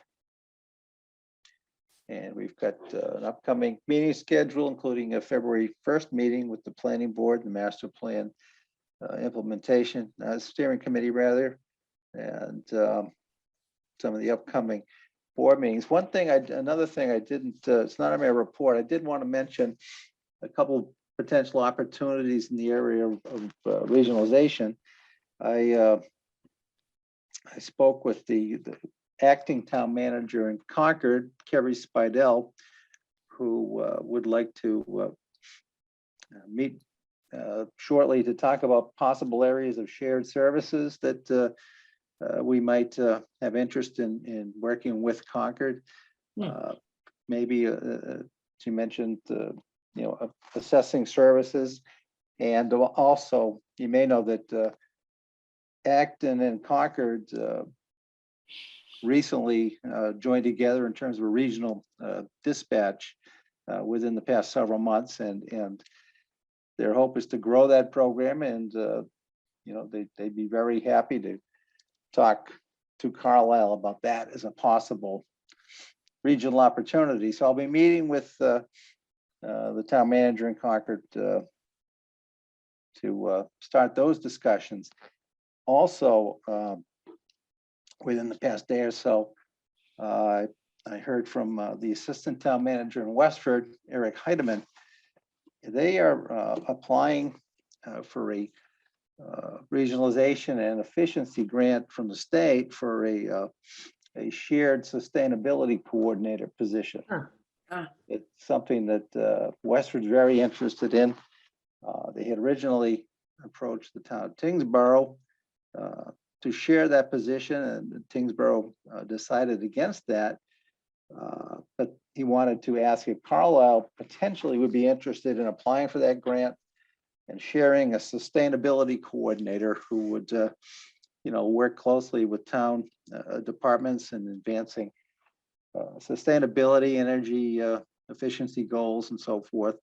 And working directly in our case with groups like the Municipal Facilities Committee and the newly formed Public Safety Facilities Task Force. And if we reconstitute an energy task force, the sustainability coordinator would work closely with that group, and would also do all of the reporting to the Green Communities Program, which was a big thorn in the side of the previous committee, because there was no one that wanted to take the responsibility for all the reporting that you had to do in green communities. So I think it's a position that we might have some interest in. We had a similar position we shared with the town of Concord a few years ago. But Concord actually, they hired that individual full-time, and that's when our part-time position went away. And that's when the Energy Task Force had the advantage of that position for a number of years. And when that position went away, there was no one to keep up with the state reporting and the grants and so forth. And it became kind of an issue for a volunteer community that needed some staff time to be devoted to it. So I guess I'm asking if the board would support me continuing to work with Westford to see if there's an opportunity here to share such a position with them if the grant to the state is successful, and would fund that position. Got my vote. Okay. Yeah, got my vote. And I will say that, both Kate and I know that that's a part of what's in the master plan recommendations, some way of providing more, professional staff support around that goal. I would also, I think, Tim, it would be, I think it'd be worthwhile to see if one of the members, maybe it's Bob Zog, but somebody who, was part of the Energy Task Force, and he's also been part of the Master Plan Steering Committee, that it might make sense to have that conversation with him, have him go with you. Or I don't know if you're going to do it via Zoom, but. Yeah, no, I think I'm sure Bob would be interested in that conversation as well. And I'll just tell you, Westford is not the only community that's out there. Again, at MAPC today, Maynard said they are looking for somebody to share a sustainability position with. I think Sudbury said they were interested, and that would make more sense. Maynard and Sudbury makes more sense than Carlisle and Maynard. Right. Right. And Carlisle and Westford makes more sense. But yeah. It's out there. It's definitely out there now. So hopefully we can find a partner. Okay. Yeah. Very good. Yeah. And at the, it's interesting you mentioned it too, Tim, about Concord and the dispatch services, because that came up in the first meeting of the Public Safety Facilities Task Force. Oh, really? So I think that's definitely worth pursuing too, and other shared services they might be considering. Any other comments on this before we move on? All right, thank you, Tim. Sure. And so just note those dates that are listed there. And the one that's with the planning board is an additional meeting to our regular schedule. So that's the first Tuesday in February, when normally we would not have a meeting. So if you could please put that on your calendars. And I'll just give a quick bit of info about that, which is I've had conversations with Madeline Blake, the co-chair of the planning board, she and I thought it would make a lot of sense for her to come to our January 25th select board meeting to share both where they are in their thinking about staffing for the planning board, and also just how she, what she'd like to do in terms of the way that meeting will run, and what the sort of next steps are afterwards in terms of input from other boards and committees, et cetera. So I have said that I thought that was a great idea. So we'll be adding that to our January 25th agenda. We'll have some juggling to do, David and Tim and Jen, when we meet this week. We are over time, but we're just about to end, but Kate, do you want to just give very briefly an update on the ARPA committee, particularly with all the deadline for the first phase of applications? So the deadline for the first phase of applications was January 7th. In the meantime, the Treasury Department came out with its final rule, which was amazing because we weren't really expecting it until after the program ended. And the major takeaway from that is that the final rule delivers broader flexibility and greater simplicity now in the program. And so I think that's going to put a little different complexion on some of our recommendations. And I also think it's going to save us a lot of money, because the first thing, of course, we were looking for was a consultant to help us determine eligibility and to also help us with the reporting.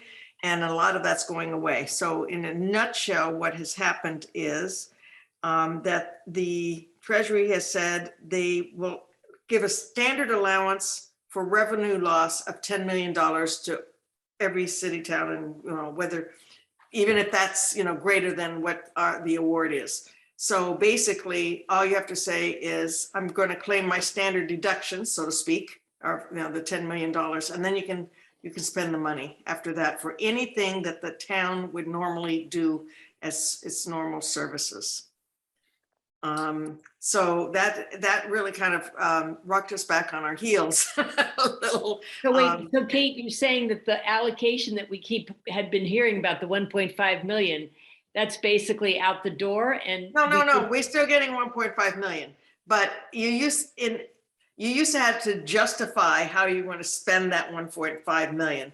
And one of the things that you could say was, oh, we lost a certain amount of revenue. And so some of that 1.5, or it's actually, gotcha, we're getting 1.2, will be that. Well, now they've thrown that calculation out, and they just said, well, we're just going to give everybody a blanket, like a standard deduction, and you don't have to itemize your losses. And so we give you up to 10 million. So we can claim 1.2 million of lost revenue, and then you can spend that money, as far as I understand, more or less how you want to. We got about $2 million of applications for our first round. Our first round, we still had our discussion last night. We decided that we're still not going to disperse or recommend dispersal of more than 575,000, whatever we have already on hand. We don't want to, get ahead of our skis. We also still have been considering keeping back a portion for things that are unanticipated that could crop up coming up. And so TBD, it's still a lot of discussion, but most of what we discussed yesterday was how this final rule is going to impact us. And I would say we're still going to look for, in fact, MAPC has has contracted with a company, their name, it's a big, would you help me? Powers and Sullivan? Yes, Powers and Sullivan, to do the regions, more or less. They're going to work for $200 per hour. They're offering their services at $200 an hour. And so we are inviting them to come and still talk to us about, what services they'll deliver. But, we thought we were going to spend $4,000 or $5,000 at least, on the accounting part. And I don't think we'll be spending anywhere near that anymore because of these simplified rules. But we still We still have some webinars to go to make sure that we've understood this correctly. I know Scott went to one yesterday. I have a couple that I've got, I'm already signed up to go to make sure that we're clear on our things. It's just like nailing Jello to the wall, but we'll get there. I'll just add a fun fact. I spent several hours today sitting in on a hearing at the House, the Mass MGL Energy and something committee. And Governor Baker is proposing to use $750 million of ARPA money to create a floating wind farm. How exactly he ties that to COVID is not clear at all. And it's 10 years of spend, which is not 4 years. So, Yeah. if we can do it, we can do it, right? Well, okay, maybe, I don't know. Interesting. That's a Factor, big right? float. I mean, I support it. It's a good idea, good use of the money, but it doesn't seem to tether to the Yeah. narrow line we were trying to hew. So I guess they're Well, relaxing. on that. That's a lot of charging stations in a parking lot. Well, Yeah. floating wind is a big, very expensive. And floating, yeah, yikes. Offshore Okay. floating. Well, when you go deep, you have to float. You can't just. anchor. Okay. Well, Anyway.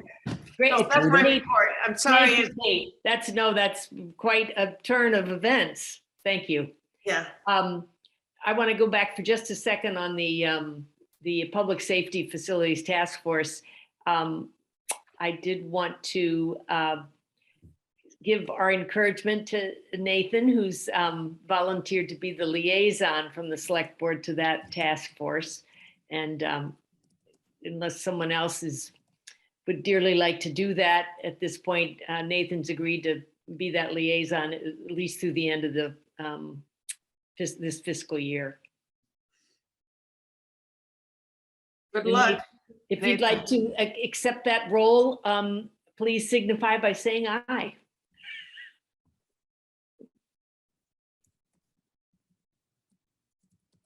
I love it when I'm on mute. If you guys would like me to do that, I'd be happy to. Excellent. Go back on mute, because we love it when you're on mute too. Ho, ho, ho. Yeah. Now I we get can budgeted this time of night. yeah, we can let our hair down a little bit, right? It's just down to the last few stalwarts here on the call. All right. I well, wouldn't slow down Luke anyway. Thank you all. Thank you, Nathan. And just very quickly, I want to just the warrants that I signed, we don't have minutes tonight, as I mentioned, but the warrants that I signed off on,